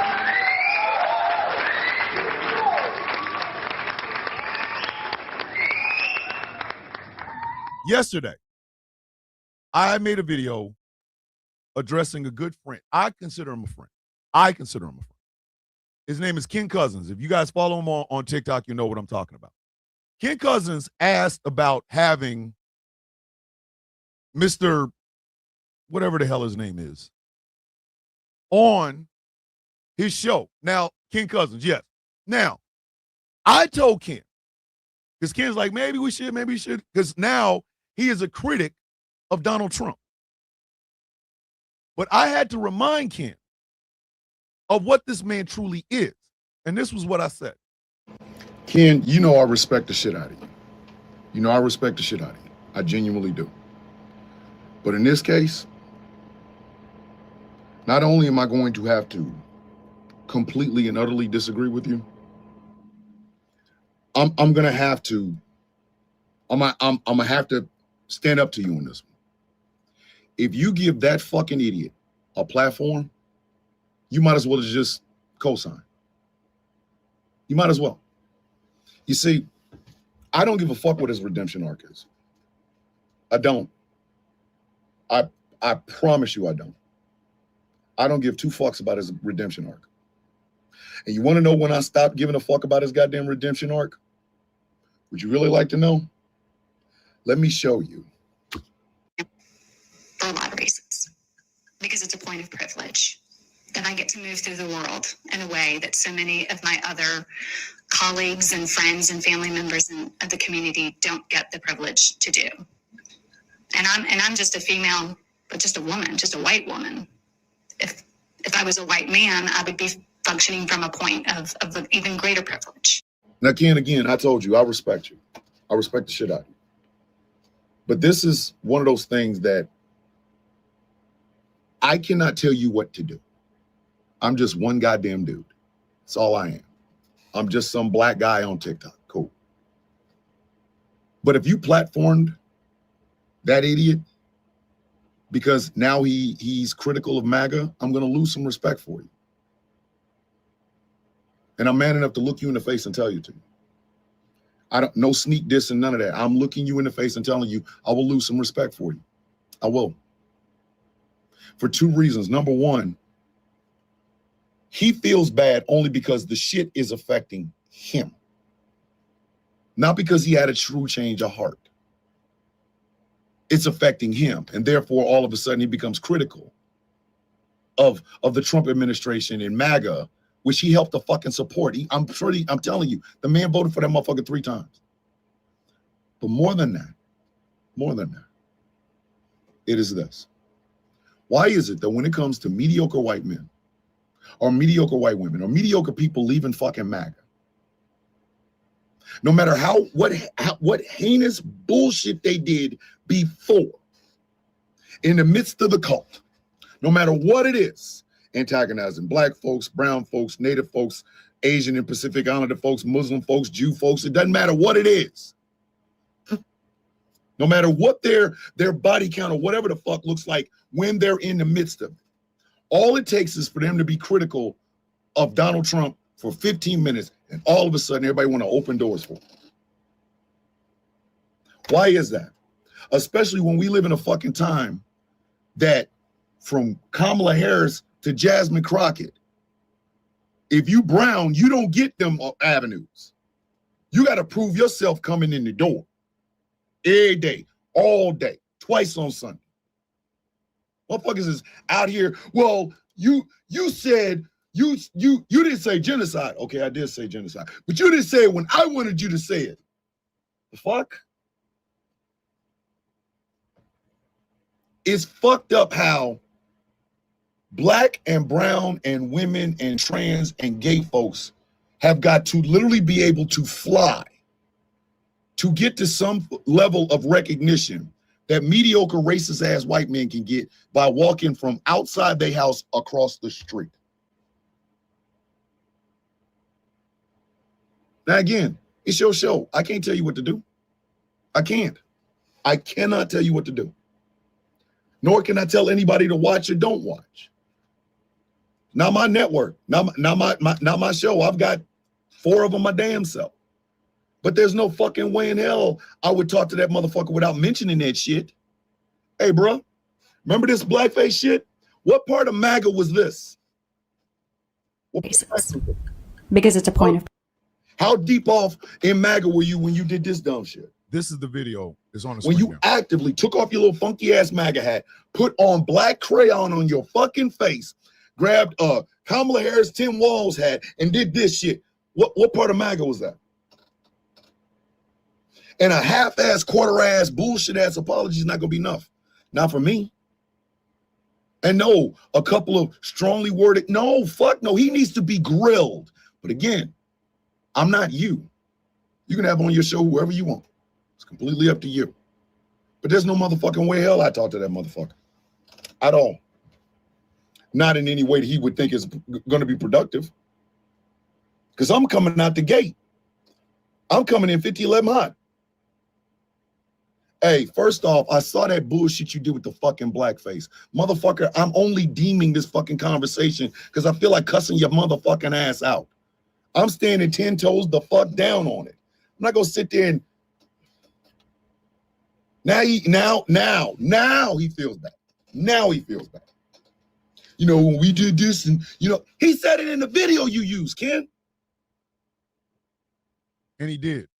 But here was the response from Ken Cousin. And this is exactly why I love where I'm at in my life, to where I don't sneak this. I'm going to tell you exactly how I feel to your face. But this is exactly what Ken said in the comment section. My friend, you know I've got nothing but respect for you, and I agree with everything you said. My angle is that I think he's full of crap, and I want to call him out on it. Absolutely zero forgiveness. I've heard a few people give me their takes, and I agree. Platforming him has no value. I appreciate your take as always. That, ladies and gentlemen, is why I give no quarter whatsoever to these mediocre ass people. You can change all the laws you want. You can scream reverse racism. You can scream reverse discrimination, all the hell you want. The facts on the ground are this. You have a diverse workplace. You have a diverse society. And some of those people in that society have worked 10 times harder to get where they are than you ever have in your goddamn life. You want the rules changed because, bitch, you can't keep up. I said what I said. 75,000 yards.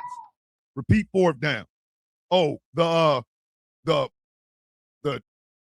threesome thing was brought to you by Tracina. Y'all can blame her for that. All right, it's halftime. Everybody drink something. Everybody drink something.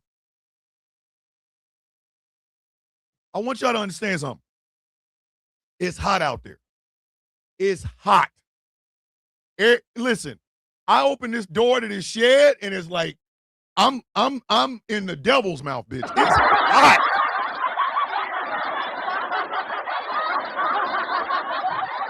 And Cinnamon, as a woman, you have to work 10 times as hard. This is what I've always tried to get white women to understand. You're a minority. At the end of the day, mediocre white men want a world where mediocre white men run shit. And the white women that capitulate to that shit, you are helping these below average bitches take control of everything. You're a minority. If they got rid of every single ounce of diversity from the United States and just left white men and white women, your ass would be in the kitchen subjected to bullshit. I'm trying to tell you.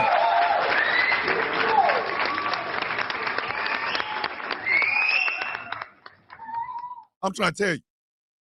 So if you are a white woman, You know this to be true. Black women and brown women have been telling your ass this shit for decades. They have been telling you this for decades. You can't smoke in your dad's house. You're going to have to go outside. Hey, quit for the day.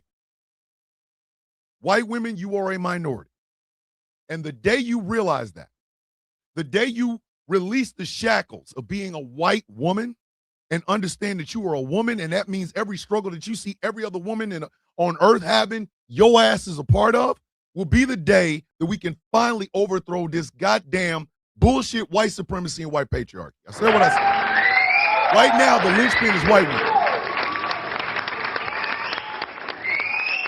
You are on the literal polar opposite of black women. Black women know the game when they wake up. They understand the allure of mediocre white men trying to tell you, you could be here too. And they've rejected it over and over and over. Too many white women are white before they're women. They the linchpin. They the linchpin.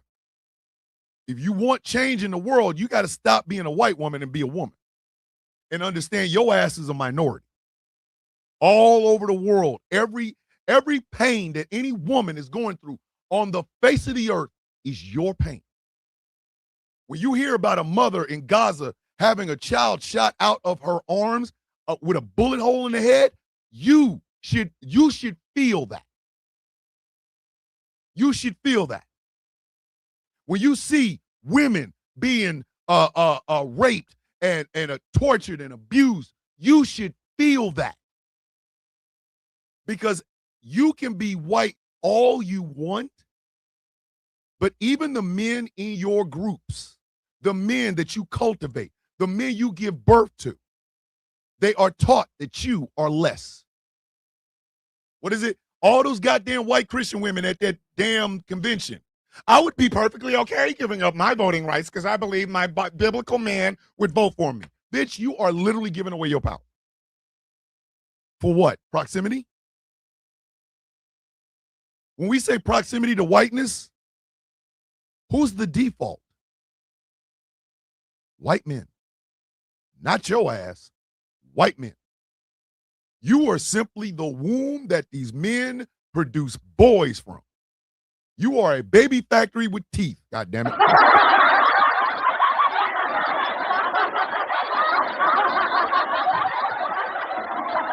And the day, the absolute second, the moment white women shed the white part and embrace that womanhood will be the day the world will change. Right now, even if white women collectively shed the shackles of whiteness and embrace being women, you're still not ready to lead because you have been a part of the goddamn problem for centuries. So now you're going to have to listen to Native and Indigenous voices. You're going to have to listen to Black women voices. You're going to have to listen to brown women voices. You're going to have to listen to the Muslim woman's voice, the Jewish woman's voice. You're going to have to listen to the atheist woman, the goth woman, the punk woman. You're going to have to listen to the pagan woman, the Norse woman. And you're going to have to let them lead and you follow until such time as you gather enough strength and understanding of your place in this world. And then you'll be ready to lead. But when you lead, you cannot lead as a white woman. You have to lead as a woman of the world. And that way, when you do lead, you can govern the same way. You govern as a woman of the world. That means a Black woman suffering, a Black single mother suffering in Compton, California is your suffering. A Hispanic woman coming across the border with her babies in tow, that is your struggle. And you will lead as such. Too many white women want to be white women. They're perfectly okay with it. Oh, I'm a white woman. Ah. You are literally the living embodiment of proximity. And you've got nothing for it. There's a story, and I'm about to tell it here. Oh, I'm getting ready to tell it right now. That will make sense when you hear it. And once again, brought to us by Tracina. So third quarter action. Third quarter action, no less than 3 flags, no less than 3 flags. But we starting off with a big 1, 2, 3, 4. 4 flags. Flag on the play. The example of what I speak. 4 flags on the play. The example of what I speak. Once again, brought to us by the one and only Tracina. Because Tracina's on that bullshit. White nationalist groups have attracted young men across the U.S., and now they're recruiting girls. In early May, there was a Telegram post by a group called United Youth, which oversees white nationalist groups for young men across the country. And they announced this all-female branch, which experts say is the first of its kind in the US. The post said that this branch would have its own support roles and mission, but it's unclear what that mission will actually entail. These male groups, called youth clubs, have been documented meeting up and distributing white nationalist propaganda, participating in combat sports, and hiking. So far, they've also tracked the activity of the all-female branch Young Columbia in Wisconsin and Illinois, where they've been documented meeting up with male youth club members and distributing propaganda. Experts tracking United Youth say it's difficult to tell how many members there actually are, but we do know that when it comes to the male youth clubs, in under 2 years, they've expanded to every state in the US. Young Columbia uses social media platforms like TikTok and Telegram to recruit members. CBS News identified a TikTok account that appeared to be associated with Young Columbia, and its reposts featured content that was racist, anti-Semitic, and anti-immigrant. Shortly after CBS reached out to TikTok about the account, it was taken down.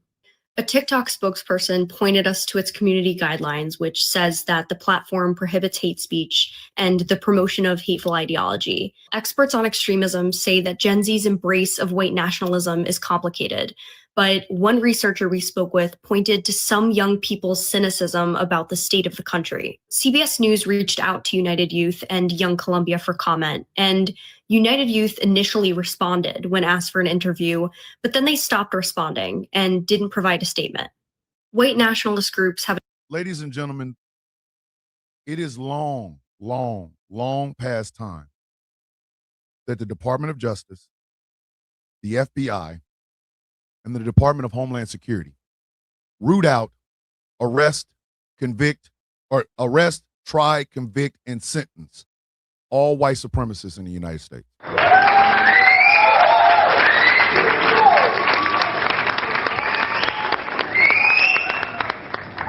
I want them rooted out. I want them brought out of the caves. I understand why it won't happen, because a lot of these FBI agents, a lot of these DHS agents, a lot of the people in the Department of Justice, their kids are involved in this shit. And they don't want to prosecute little Ashley or little Rummer. I don't give 2 flying F's in a wet paper bag in a hurricane on the Florida coast, bitch. Get them the F out of here. They got, maybe I'm not making this, maybe I'm not making it strong enough. This is how I feel about it. He's got to go. They got to go. Because just like I was just talking about during halftime, they are now recruiting young girls. The Columbia Club that they had on TikTok, the ages were from 14 to 18. Little Ashley's out there trying to be a white supremacist. It's time for the little bitch to go to jail.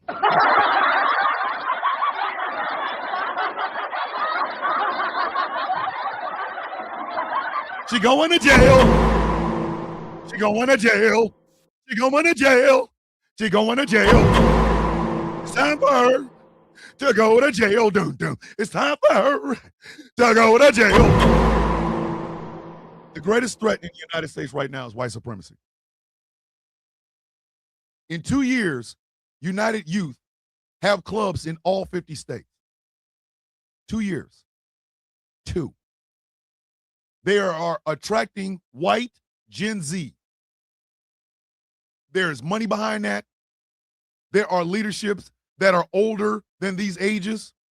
They are out here spreading propaganda. They're the reason the Blood Tribe and goddamn, what's the other one? Patriot Front and all the rest of these jackasses are out here doing what they're doing. They're the reason Jake Lang can show up at the BET Awards talking about black culture. It is time to put these bitches in jail. I'm sorry. I don't give a goddamn at this point. Oh, it's your child? Effort. The little bitch should have been at home. She should have been at home talking about Taylor Swift's wedding. No, instead she out here doing Sig Heil. Okay, we gonna Sig your Heil, bitch. Straight to jail, ho. I don't give a goddamn. Geronimo Pratt, Eldridge Cleaver, Huey Newton, all of the Black Panthers, all in jail. Fred Hampton, drugged and shot to death. But you mean to tell me we can't root out white supremacists? You rooted out the Black Panthers, bitch. It's time for them hoes to go. Go to jail. Go to F to jail. Exactly, April. They're using these girls as pawns to achieve an agenda, which goes right back to the last flag. I'm sorry. It's time for them to go. Christopher Wray, the former FBI director under Donald Trump, said that the biggest threat to the United States is white nationalist, white supremacist groups. Yet for some reason, we got to keep hearing about black on black crime. You can, boy, if you don't put, I got something you can do. Take these black on black. Put my balls on a pita bread with some hummus and tahini and eat that to the face. You feel me? Mind your fucking business. Nobody asked you anything. 88,000 yards. See what I did there? 88,000 yards of Pete first down. This is just sad. Oh, that was brought to you in part by Tracina. Oh, this is just sad. Flag on the play. Do you really need that money? Is that what it is? Listen, 4 flags on the plate. Do you really need that money? Is it like that? So Don Jr. is having a concert. And performing in the concert is 50 Cent and Busta Rhymes. Oh my God!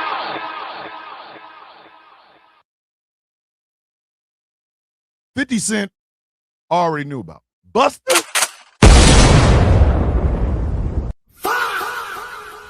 Busta? Busta Bus. Give me some more Busta Bus.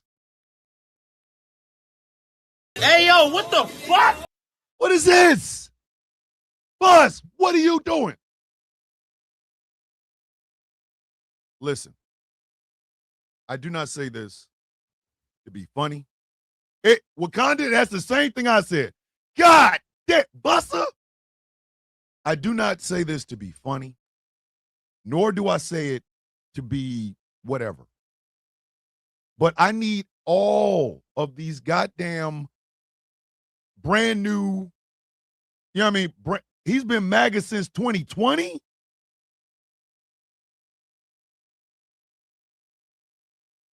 When that man dies, or when MAGA dies, you can't come back. You can't come back. You can't. You can't come back here. You cannot come back. We don't want shit to do with you. I need you to understand this. I have no respect whatsoever for anybody who turns MAGA. I don't care. Snoop Dogg, sell records some goddamn place else. Sell them someplace else. I don't want them.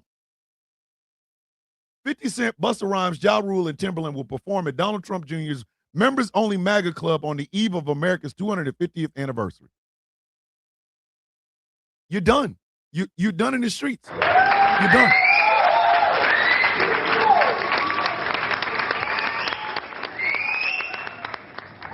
The lie that everybody was good with Donald Trump in hip hop is a goddamn lie.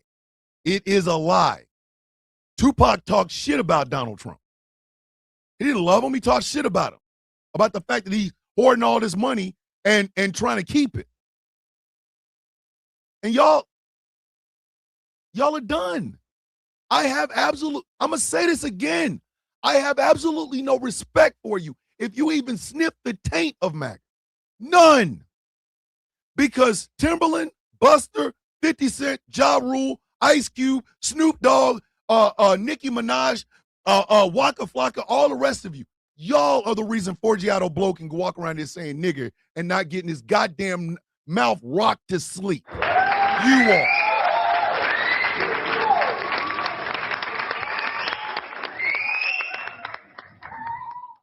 Busta was out there telling people at his concert during COVID, F them mask, and he has breathing issues. They agreed to perform due to Junior having his co-owner's ass. As soon as I find out, I'm gone. Look how much Flo Rida almost got chin checked up out of here. Not that he's here.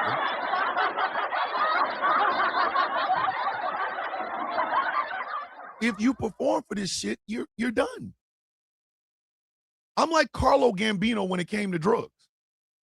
Carlo Gambino of the Gambino crime family famously told anybody that dealt drugs in his family, they were dead. Deal and die. That was Carlo Gambino's ideal about drugs. Deal and die. We got a $5 super chat from the one and only Annabelle. Donations. Gifts. My good brother, my friend, and co-owner of Ghost Squad Productions Radio, Mr. Jeff Kennedy, is in the building. Morning, Jeff. Flag of the play Friday, baby. Okay, guys, let's calm down. They have money, and Trump has given them a lot of reasons to bow down. Not that goddamn many. He ain't gave them enough for me. As Carlo Gambino said, you deal with MAGA, you're done. You are done. Because, and I say this one more time, Donald Trump does not like your black ass. How many times do you have to be known this? He likes your fame. He don't like you. And you still out there grinning and skinning and taking money from these goddamn people? Dog, kick rocks with no socks, bitch. I don't care.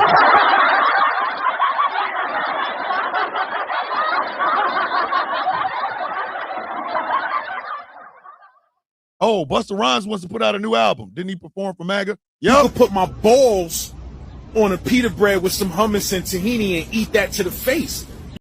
I'm done. It's an instant fade on site. Do not pass go. Do not collect $200. These are not good people. They like proximity to fame. These are not good people. And if your ass is out there performing for them, dog, you're done. See ya. Hell out of here. 100,000 yards apiece, second down. Okay. I've waited for this for far too long. I have, and once again, thank you, Taz, because Taz is the one that did it. I'm giving all this to her. I'm giving all this to her.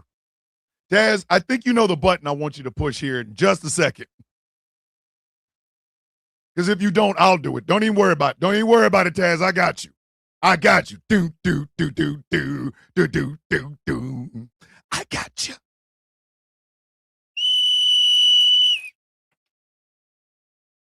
Flag on the play. Flag. 4 flags on the play. Flag. Or as I like to call it, I bet your bitch ass won't do it again. A witness captured the shooting on a cell phone. And videos from cameras on a nearby Tesla show the crime as it happened. A man and a woman are arguing. The man is seen walking toward the woman, follows her around a vehicle. A few moments later, investigators say she shot him. A relative sent us this picture of Bart de Guglielmo. He died from his injuries. It happened yesterday. Bart de Guglielmo, Bart de Hickler, it don't matter now, he dead. Like,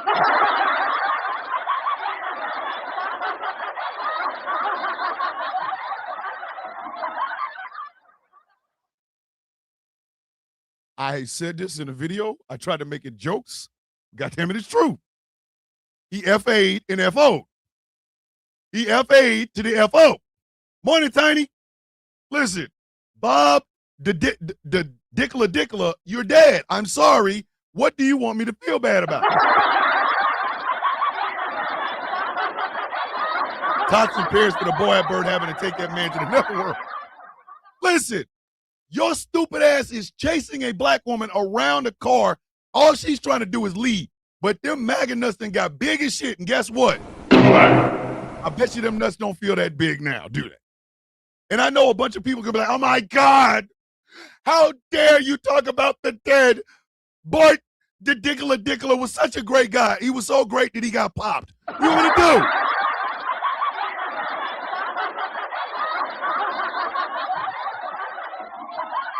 I bet he won't do it again. Insert Harlem Nights one shot. Listen, this woman is trying to get away from you. You following her. And she look at you and go,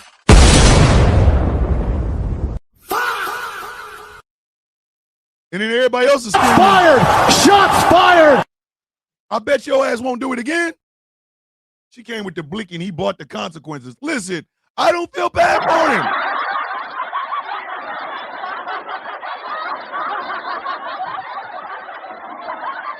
So for this, I'm going to do something I have never done before on this show.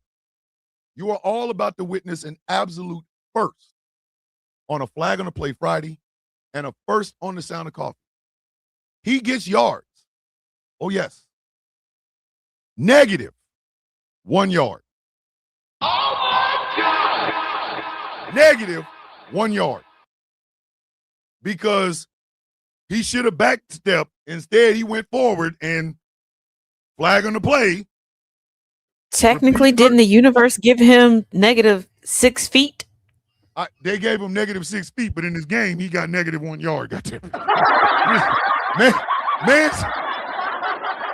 that's a first on this show. That is a first on this show. A negative yardage, and not just any negative yardage, -1 yard. If that son bitch don't, he should listen. I bet he won't. Again, he went forward with them nuts big, and all of a sudden, When I came down.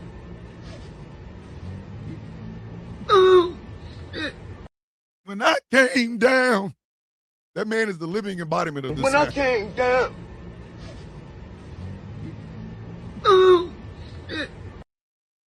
Listen, -1 yard, repeat third down. That is wild. That is wild, egregious work. I'm gonna give this one. I'm giving this one to Taz. Taz did this. Taz did this. This is Taz's fault. That's Taz's fault.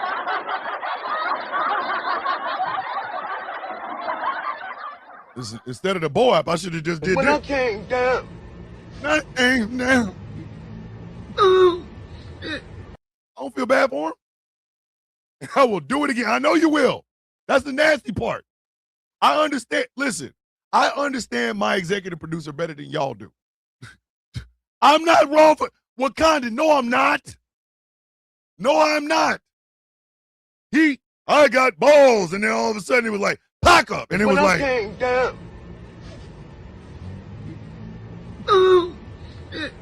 You won't do it again? Don't feel bad for that dude. He came down. Good night. When I came down, I was high. I was MAGA. Pack out. When I came down.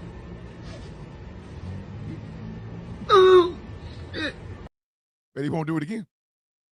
This one's nasty. Sir, it's never Taz's fault. She's just the blunt. Wakandan is over there dying. Is that not a perfect reenactment? Is that not perfect?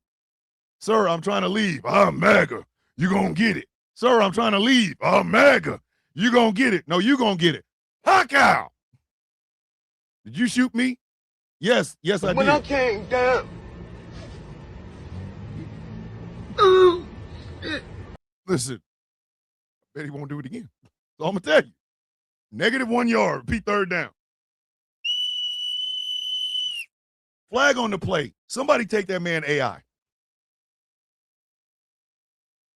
4 flags on the play. Somebody take this man's AI. Take it away from him. He can't have it no more. He cannot have it no more.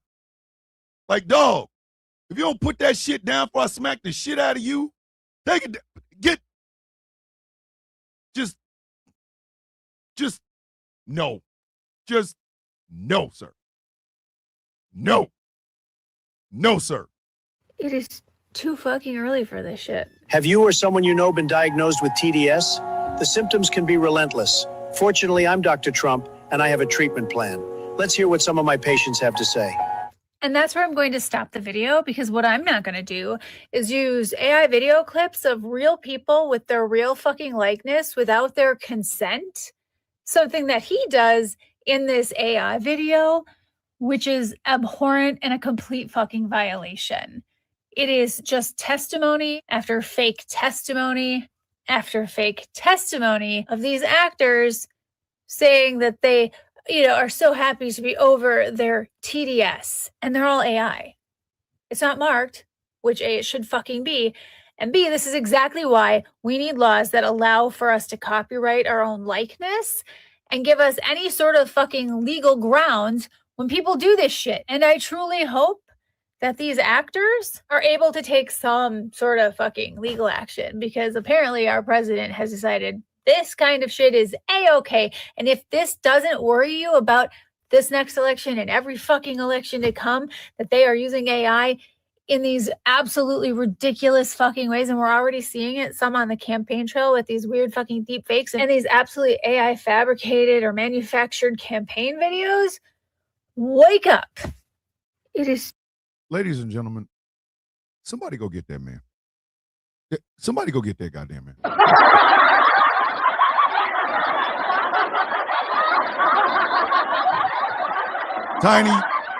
Tiny, Donald Trump couldn't spell doctor if we gave him all the letters, put him in a way he could just put them all together, and then helped him to sound the word out like syllables.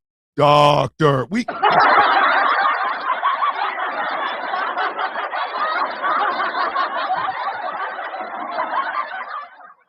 Tap early, got errands to run. Love you all. Peace, be safe.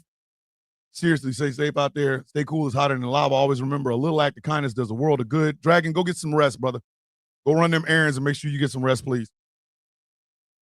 Listen, Pop is out here tripping. I want y'all to walk with me for a little bit. Just a tad bit. I'm going to tell you how to spot what is Donald Trump and what is the Heritage Foundation, Stephen Miller, blah, blah, blah. I'm going to help you understand. When it comes to any law, any rule, any act that personally benefits Donald Trump, that is Trump.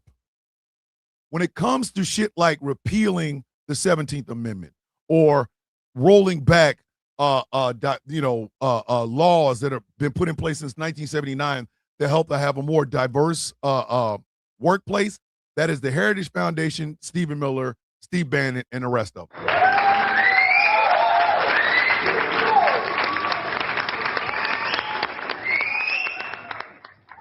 The challenge to birthright citizenship, which Trump lost this week, that was some Heritage Foundation shit. That wasn't Trump. That was not Trump. That was Heritage Foundation.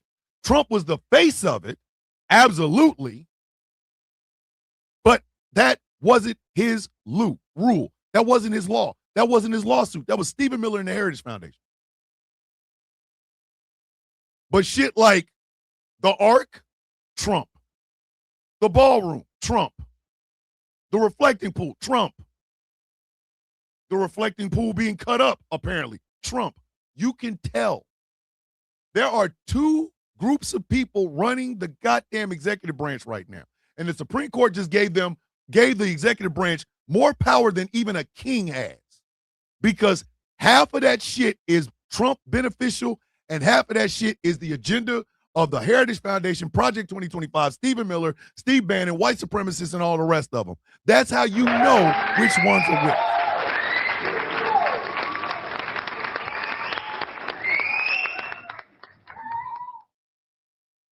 Because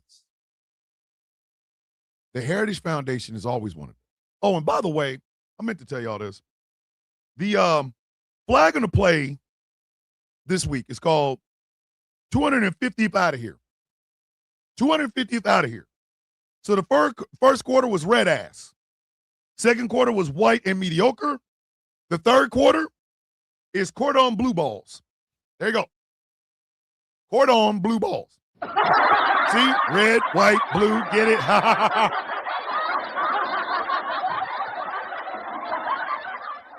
Red ass, white mediocre, cordon blue balls. Wait till y'all find out what the fourth quarter is.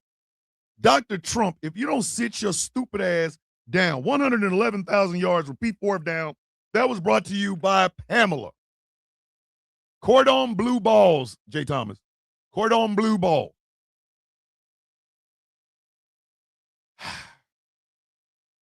Fourth quarter action, no less than four flags, no less than four flags. And this is called, dun, dun, dun, dun, dun. Y'all already know what was coming.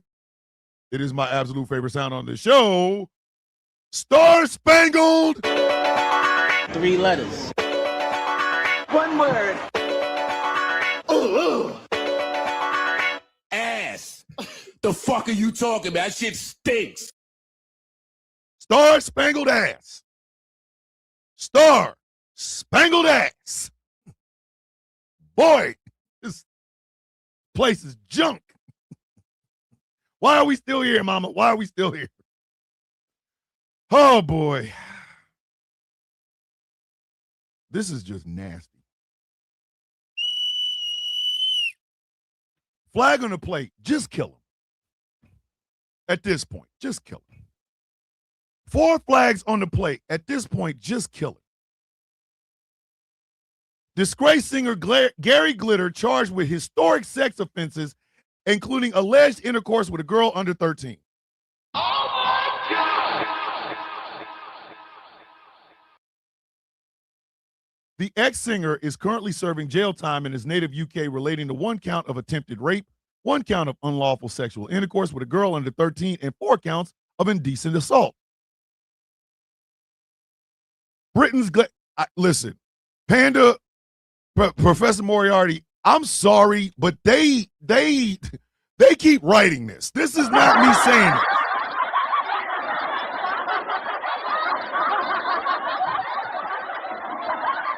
You want to blame somebody, you can blame the Hollywood Reporter. I ain't the one that said this, but this is how it starts. Britain's Gary Glitter has reportedly been charged with historical sex offenses, including 1 count of unlawful sexual intercourse with a girl under the age of 13. On Thursday, BBC News said the ex-singer Glitter, whose real name is Paul Gadd, has also been charged with 3 counts of indecent assault regarding a girl under the age of 14. The offenses are said to have taken place between 1978 and 1981 in Kingston, London. The former musician, now 82, will appear in Westminster Magistrates Court on August 5th. The allegations were reported to the Metropolitan Police in January of last year, after which an investigation was launched. Gadd was reportedly interviewed about the claims in July 2025. Gadd had performed under the name of Paul Raven until the 1960s when he changed his name to Gary Glitter and soared to fame with singles such as Do You Want to Touch Me and I Love You, Love Me, You. Wait, I Love You, Love Me, Love. Bruh, what kind of name of a song is that?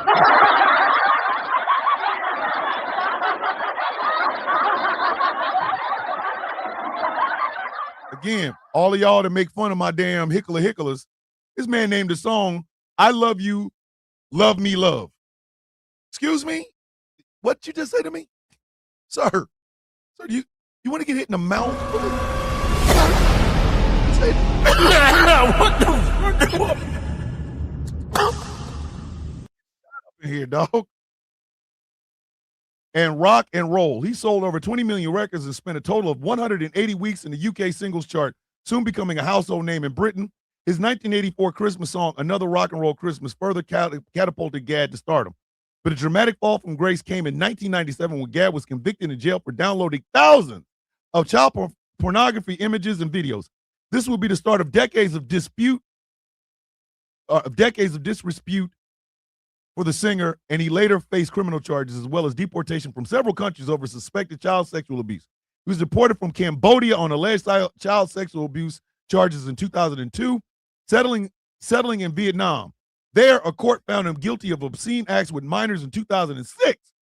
After he was reported to the UK and placed on the sex offenders registry, Gad was again arrested in 2012 as part of Operation U-Tree, a major Met police investigation into child sex abuse by media personalities sparked by the revelations from the Jimmy Savile scandal.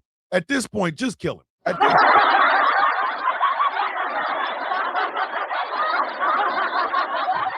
At this point, just.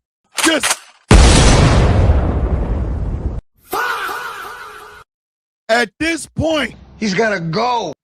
I'm sorry. At this point, y'all need to go to his house and tell him, hey, Gary, I'm leaving here with something. You know what I mean? I'm from around the way. I'm leaving with something. He got to go. Listen, y'all need to take him on a train trip. Dad, I can't feel my legs. You ain't gonna need him. Bums away. He needs to be 30,000 feet over the Andes. Just get him. It's done.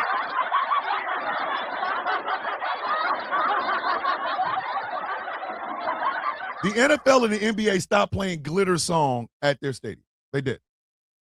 Some stadiums in the UK still play it. Every time you play it, it's time for him to go, goddammit. Dad, I can't feel my legs. You ain't gonna need him. Bums away. Dog, he gotta go. He gotta go. The Bible if God watching. He gotta go. He has got to go. Because God damn it, man. Jeez. The charges they charged him with now, mind you, he's already in prison for shit. He's already in prison for shit. The offenses are said to have taken place between 1978 and 1981 in Kingston, London. He got to go. He's got to go. He got to go.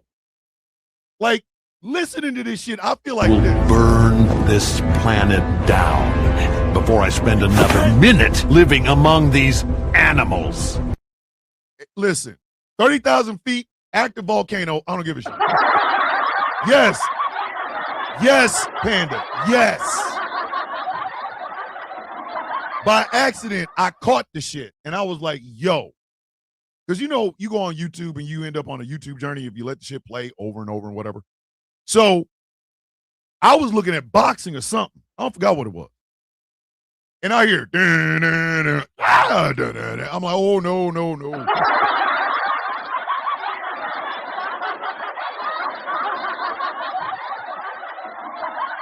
Jail ain't enough, man. Jail ain't enough. He need the Gwyneth Paltrow treatment from 7. What's in the box? What's in the fucking box? Behead this man and get it the goddamn F over with. Jeez.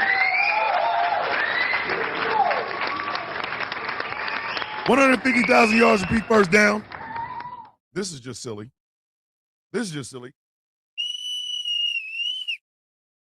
Flag on the plate. Please stop lying. You know we can see you. 4 flags on the play. Nigga, did you know that I can see you? If Fox News don't stop pretending like there's thousands of people at this goddamn state fair, if y'all don't,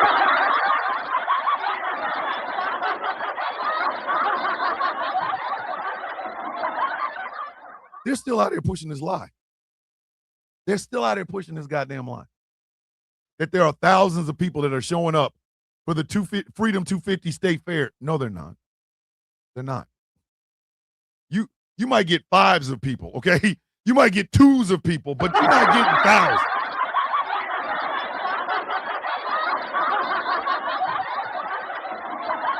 I think the thing that offends me as a grown man with eyes is when they have the Fox News hosts are here, like on the screen.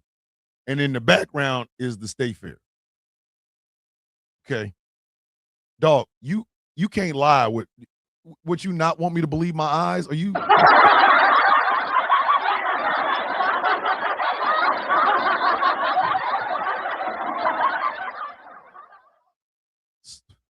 They tried to say that tons of people are out there. They can't wait to get out. No. Listen, I can wait. I swear to God, I can wait. I swear for God and for the white man, I'll wait. Listen, I can wait. I can wait. Ooh, tons of people can't wait to get here, bitch. I am not one of them. I can wait. I'll sit there. Listen, I will sit right there. I ain't moving. Tracina has gifted 5 Ghost Call Productions Radio memberships.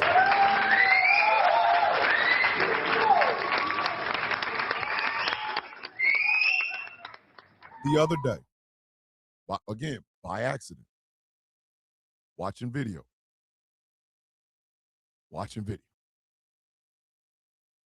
There are the Fox News hosts, all sitting around microphones. And there was a black man at the end on the left, and you can see him just dip his head like, dog.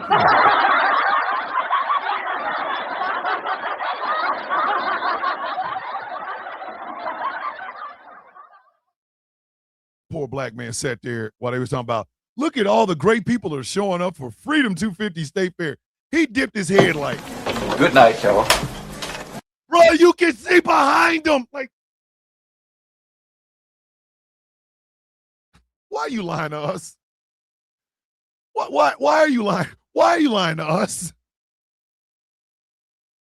What are you doing? We can see you. We can see you. God damn it. Nigga, did you know that I can see you? For y'all to be there in front of them.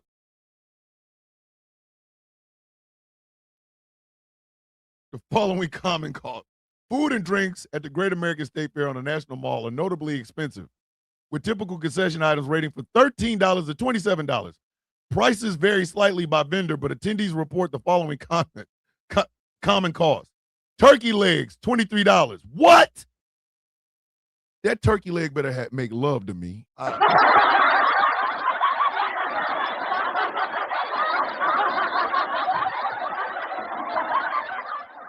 For $23, that turkey leg better give me the couch. God damn it. I'm not even talking about the song.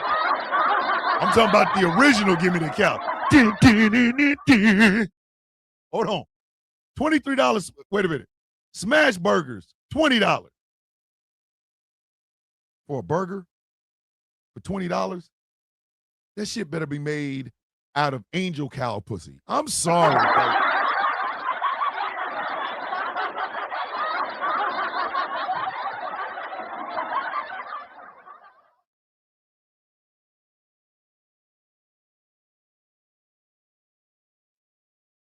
that cow better be the right hand of Jesus.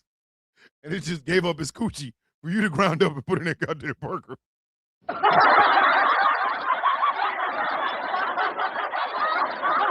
to $22, my bad. Stuffed pretzel rolls, $12.50 to $25. Sandwiches and fries, $21. Bottled water, $5. Lemonade, $9.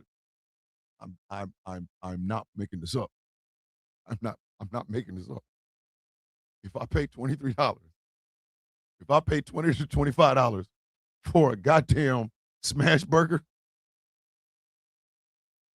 that cow, the cow that shit came from, that better be the coochie off of the cow that sits at the right hand of Jesus. That cow better be called Moses.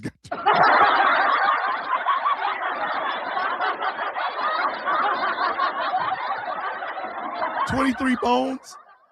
23 bones. 20 to 25 bones for a burger.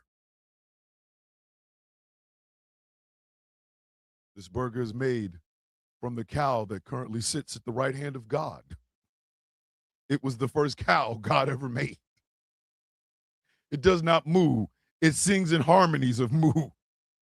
And this cow is giving up its vagina for you to ground up and put in his goddamn smash burger. For $25?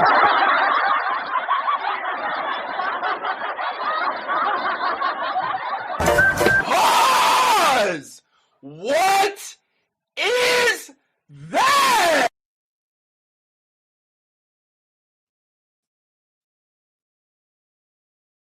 $25 for a burger? For a burger? For that much, you better come with a reach around. If I pay $25 for a burger, that shit better come with a plus-size woman, butt naked, with the other hand holding red velvet cake.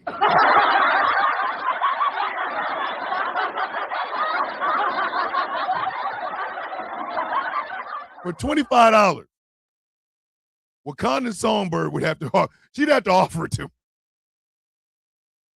She'd have to have like one of them long flowing dresses. Make her look angelic. Thomas, here's your smash burger. We'll go, Wakandan, why are you dressed like this? I'm not Wakandan. I am the spirit of plus-size deliciousness and smash burgers. Oh, that damn burger better float. Wakanda better look like the Earth Mother. Donations. Gifts. Wakandan Songbird better look like the Earth Mother. Offering me this goddamn burger that is floating.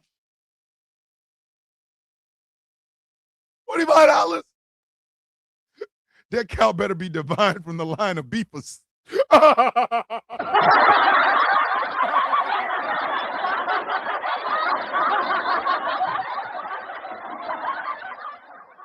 tell you something. Beefus is disgusting work, sir.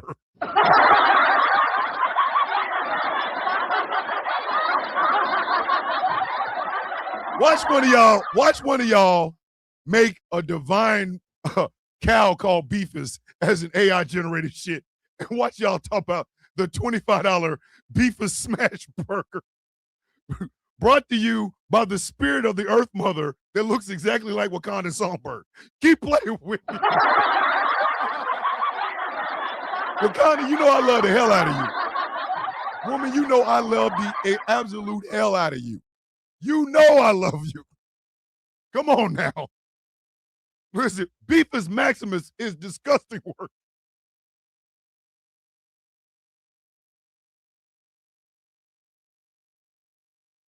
Beefus Maximus. The Earth Mother, who looks like Wakandan Songbird, stands next to Beefus Maximus, and in their hand comes floating in a $25 smash. I don't want to play no more.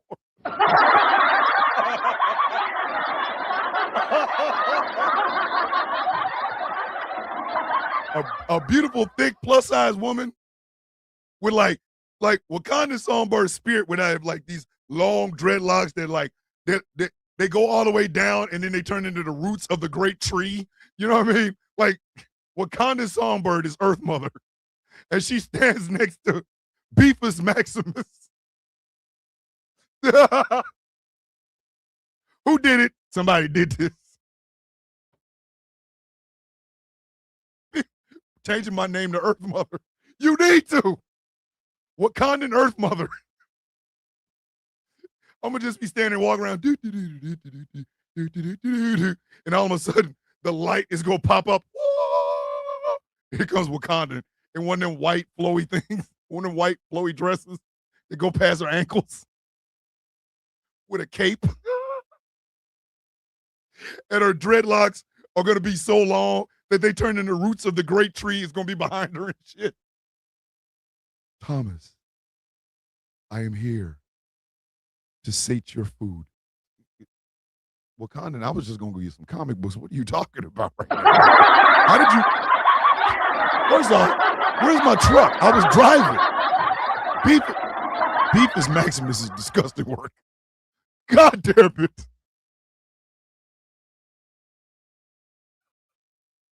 Hey, somebody make an AI generated picture of Wakandan Songbird in like a long, flowy white dress with dreadlocks that turn into a great tree, like they're the roots of the great tree, and then put Beefus Maximus next to her. Thomas, I've heard your stomach growling. Wakandan, I just ate. No. What you ate only fed your stomach. I am here to feed your soul. And I have brought a friend. Wakandan, first off, where's my truck? I was just driving a minute ago, ma'am. is my truck? Why am I floating in the air? Why does this place look like eternity? Why am I here, Wakanda? Stop, and I will show you. And then all of a sudden, here come.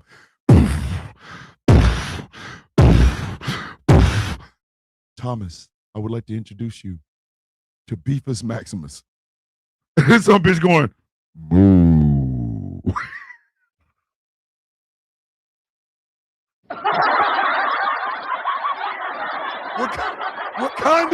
Wakandan Earth Mothers dreads are blowing, and they're blowing in the air, and you see the great tree.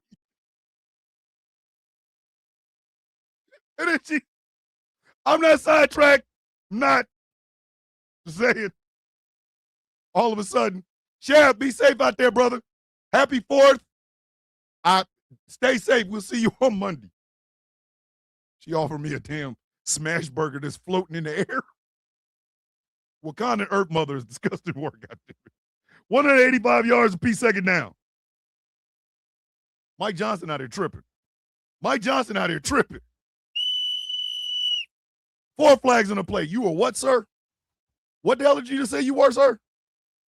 Repeat that again. 4 flags on the play. What did you just call yourself, sir? No, for real. Repeat it again. This is what Mike Johnson had to say to donors and shit. This is him. Lose the midterms, heaven forbid. These Democrats, if we were to lose the midterms, heaven forbid, these Democrats, y'all, impeachment's not even the big concern. They will turn every committee of Congress into an investigative body, and they'll go after the president's family, the cabinet, his donors and friends. Half of you in this room will be targeted. I run the protection program. I'll take care of you, okay? We're going to win the midterm, okay? All right? This is a man who was caught telling another man that he wanted him to come to his house so we could see his house, and then he was going to F his brains out or F the shit out of him. That Mike Johnson's in some sort of protection. Oh, Mike Johnson doing protection, all right. You're protecting something. I ain't even gonna stay there too long. 250,000 yards, repeat 3rd down. This might be hip hop centric, but it happened this week, and I gotta talk about it. Flag on the plate. Hey man, just say you hate Kendrick, please. 4 flags on the plate. Hey man, just say you hate Kendrick, please. What did Kendrick sleep with Lupe Fiasco's mama or something? Chaos, they ain't buddy naps, sir. Sir, those are not buddy naps. There's some buddy in there, not protecting his butthole.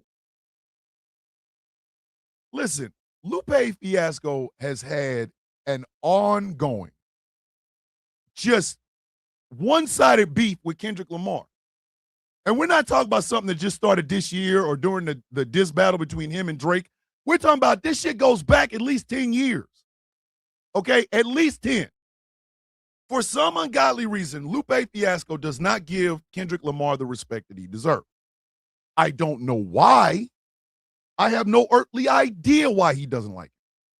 Because everything he says, it just seems like it's all about, yeah, Lupe absolutely hates Obama. It just seems to me like it goes beyond hater.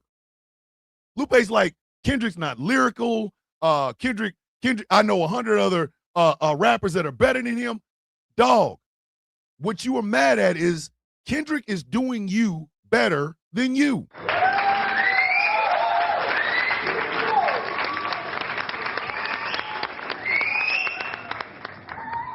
Lupe desperately wants to get into a diss battle with Kendrick Lamar, which I'm going to tell you right now is not going to go well for him. It's not. Because people have documented. This week, Lupe Fiasco went on some cat's podcast. And the dude was a former battle rapper. So Lupe went after him for this man criticizing Lupe's takes on Kendrick. So, of course, Kendrick came up. And then it's this bullshit that starts. You know what I mean? Like, I do not understand. This shit don't make no sense to me. This is exactly what this man said. I really want y'all to see this. I'm better than Kendrick Lamar when it comes to, hold on, I gotta shrink shit. I'm better than Kendrick Lamar when it comes to lyricism. Maybe so, but you are a bitter bitch, man. God damn. Jesus Christ.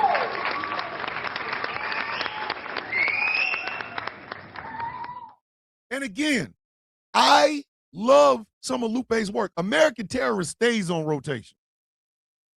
His album, Tetsuo, I have the whole album. I love the damn album. Love it. But dog, all of this shit is ridiculous. All of it's ridiculous. It is. Either you hate the guy and you should just come out and say the shit. Taz J out here doing the Lord's work.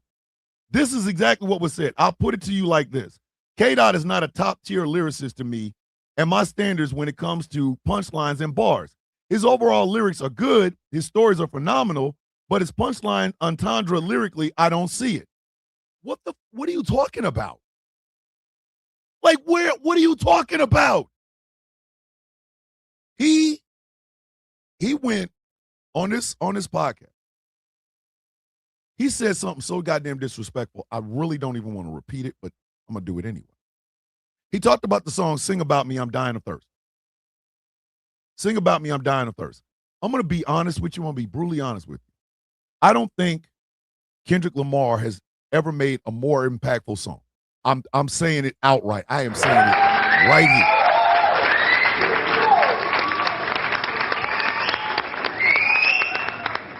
Sing About Me, I'm Dying of Thirst is one of those damn songs that hits you in the thorax. I listen to it, and it is just an overall visual masterpiece. Lupe said that because Kendrick was singing from the standpoint of other people, it's not a lyrical masterpiece. What? Oh my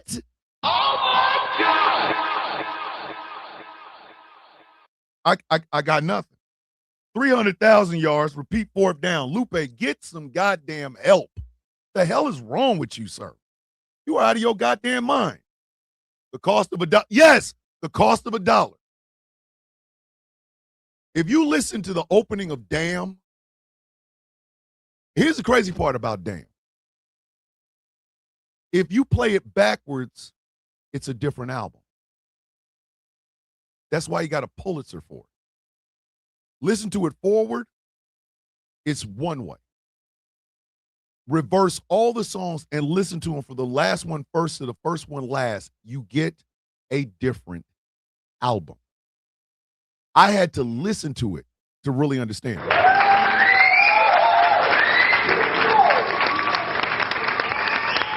I don't know what the hell Lupe's talking about. Delay of games, and we only got 2 of them.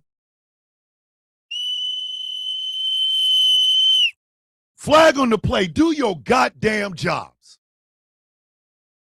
4 flags on the play. Do your goddamn jobs. This week, it was reported that Donald Trump made some amount of billions of dollars or millions of dollars from crypto. Something like 1.5 or 1.8, something like that. And the American media just reported it like it was cool in the fan. Just for context, when Jimmy Carter ran for president in 1976, 75, 76, he had to give up his peanut farm. He had to literally put his peanut farm in a blind trust. The Democratic, the DNC insisted on it, and he did it. A peanut farm. Jimmy Carter had to put 76.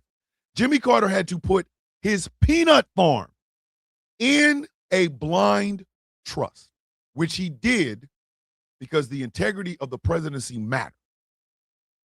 The American media reported on it. He had a peanut farm, put it in a blind trust, things are good. Donald Trump made millions of dollars from cryptocurrency, and the American media reported on it like it was cool in the fan. Oh Did he sell it? I think he did, Chaos. He might have sold it. Can somebody explain to me, why do we watch the news? Why is the news relevant anymore?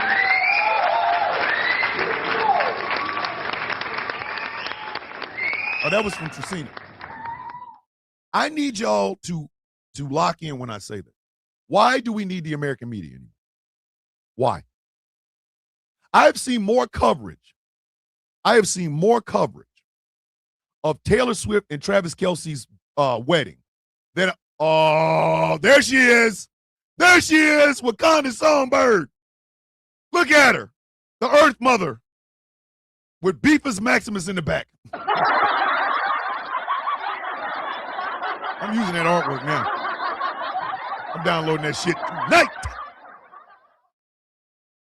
I've seen more scrutiny about Taylor Swift and Travis Kelce's wedding than I have any legacy media reporting on the fact that the president of the United States, while he's president of the United States, made millions of dollars from a cryptocurrency.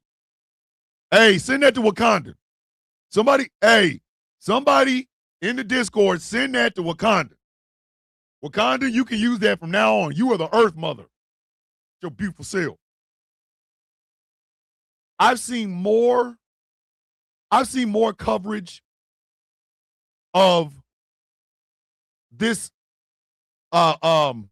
arguing with this politician that got ran out of a pride event, even though he's an openly gay politician, by pro-Palestinian people, than I have the fact that the president of the United States made millions of dollars off of goddamn cryptocurrency and nobody said a goddamn thing.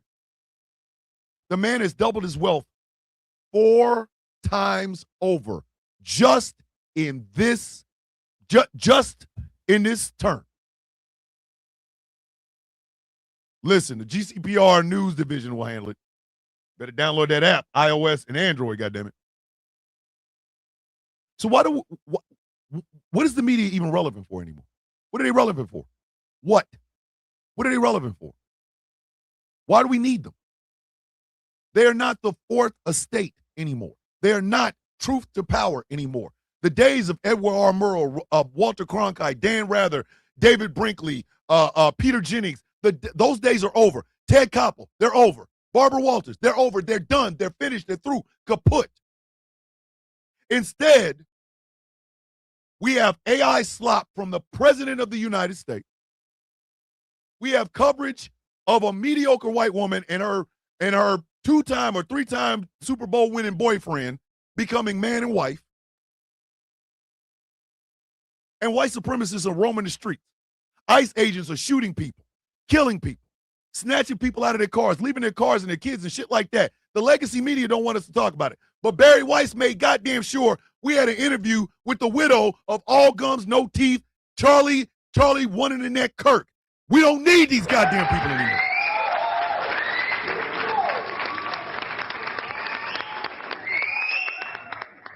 $4 million yards. And finally, see, we covered Hawk last week. Covered Hawk, didn't we? No. Now, we go hard in the paint. Flag on the play. Thanks a lot, you mediocre hoes. 4 flags on the play. Thanks a lot, you mediocre hoes. For the 6th year in a row.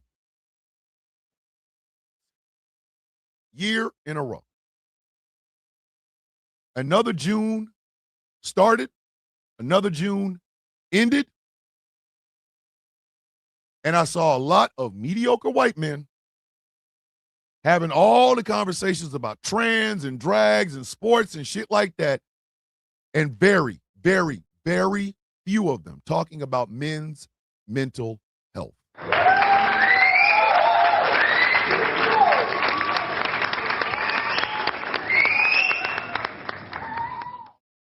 You spent 30 days screaming about why we don't have this month when we do, why we don't have this month when we do. You spent 30 days doing this.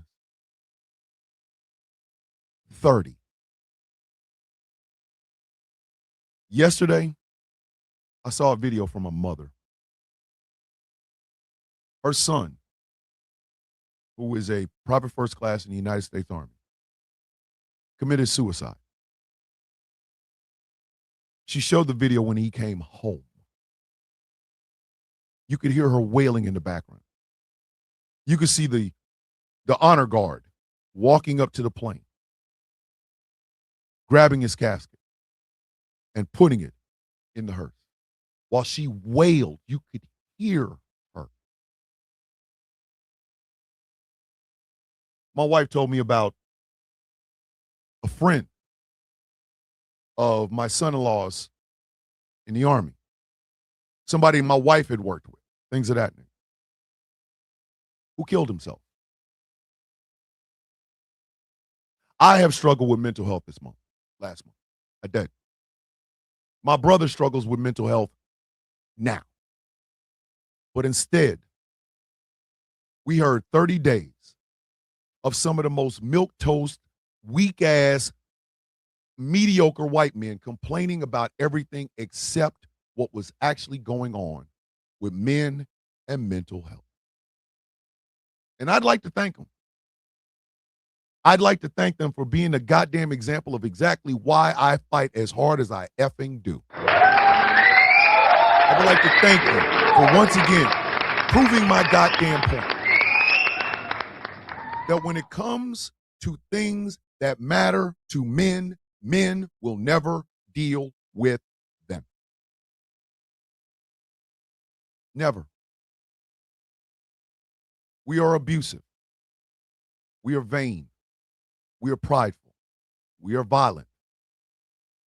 But we are also sad, depressed. We have anxiety. We're in fear. Did any of you bitches talk about any of that? No. But you made sure to talk about how Pride Month was a problem. Every one of you raggedy back bastards that have a goddamn platform, I truly want you to F yourself in the face. I talked about it. I did. Myself and others. We talked. Where were you milquetoast white men? Where were you? Oh, that's right. You were out here throwing out misinformation like, why don't we have a Veterans Month when we have one in May and November? You were out here celebrating masculinity, but you're not celebrating all of masculinity because that would mean you would have to deal with this. You could antagonize a black woman for $500 with your drunk ass, but you never once could talk about, yo, it's June. It is Men's Mental Health Awareness Month. Couldn't do that, though. In 6 years running, you some bitches have never beaten the allegations. None of you. If we wait for mediocre white men to start the conversation about men and their mental health, we will all be powder. Our bones will be powder before they'll utter a goddamn word.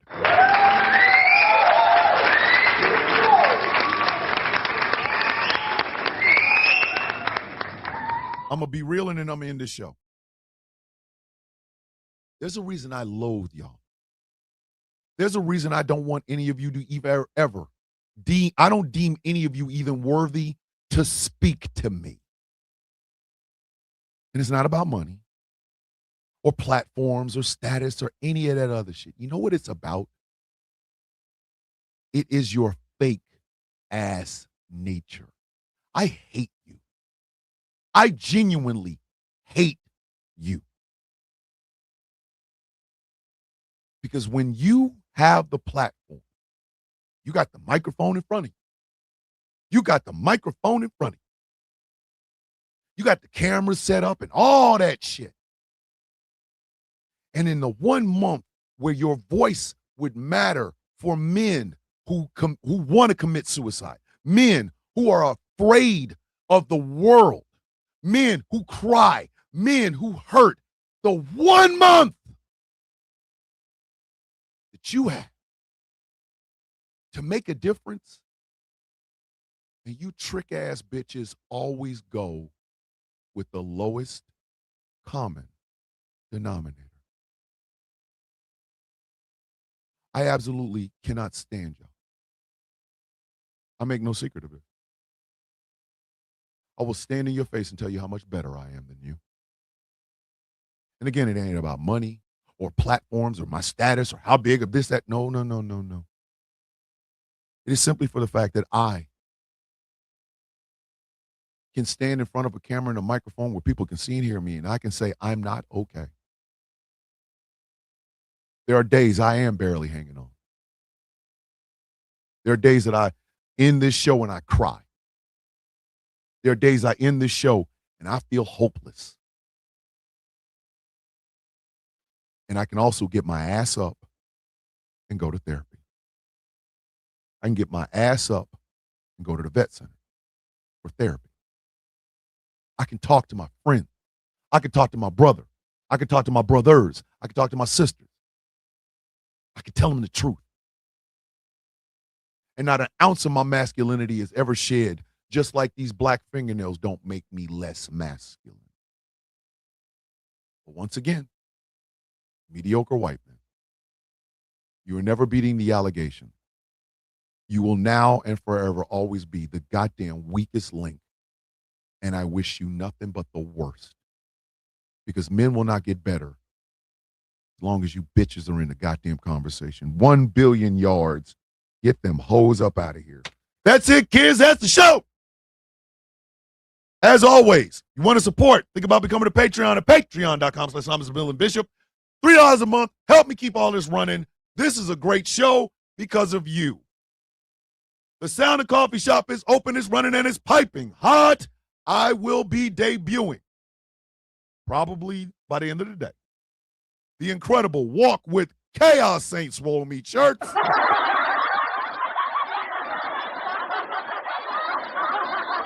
Remember, every purchase, half goes to the Sound of Coffee Shop, the other half goes to Chaos, so you are helping him with his wedding. It will be on T-shirts and coffee mugs in different colors. Come walk with Chaos Saint Swole Meat. The Sound of Coffee Shop is all one word. Sound of Coffee, all one word, shop.fourthwall.com. This has been a great show. Tomorrow is the 250th birthday of this country. Number one, I want you to be safe. Above everything, I want you to be safe. And number two, I do not want you to celebrate the monuments and all that crap. If you're going to celebrate this country, celebrate the people that are a coffee bean. Celebrate them. We got 2 more days of our birthday week. Tomorrow and Sunday. And again, we would not be where we are right now were it not for you. GCPR is people-driven. GCPR exists because you wanted it, and we keep giving it to you day after day after day. I am proud of all of you. Hydrate, elevate, self-love and self-care. I love you all. I have a beautiful day on purpose. The good word from Miss Tracina. Beat Limitless. I love who you are exactly as you are. I am so effing proud of you. One day you'll get there, but today you're here, and here is wonderful. I am here no matter what, when, or why. That is the inspirational word from Miss Star O. Gwen. Happy anniversary. And it wouldn't be a great place if you were not in it. So what is it that we say every day, kids? Wakanda, you know I love you with your Earth Mother self. Girl, you better get that picture. You better get that picture and use it. Before I leave, as always, I leave you with the universal greeting of the coffee beans. Bow your heads, damn it. How you doing? I woke up. Everybody else, because I woke up. That's how I look at it. You all had a chance until I woke up. Today's mine. That's just what it is. The day starts when we wake up. The day starts when we wake up. You sending positive energy, you all, family, enjoy this hot weekend, stay cool. Make sure y'all are drinking water, please. I don't want to hear about one of y'all getting heat stroke. And that includes you too, Annabelle. Don't be out in that damn pool not drinking water. What is it that we say every day, kids? May your day be as sweet as the coffee in your cup. Ladies and gentlemen, boys and girls, children of all ages, my name is Thomas Bishop. I am known as the villain. My title and designation is the Brutalist, the leader of the Villains Guild, a proud member of the Outcast Nation. And this has been a Flag on the Play Friday episode of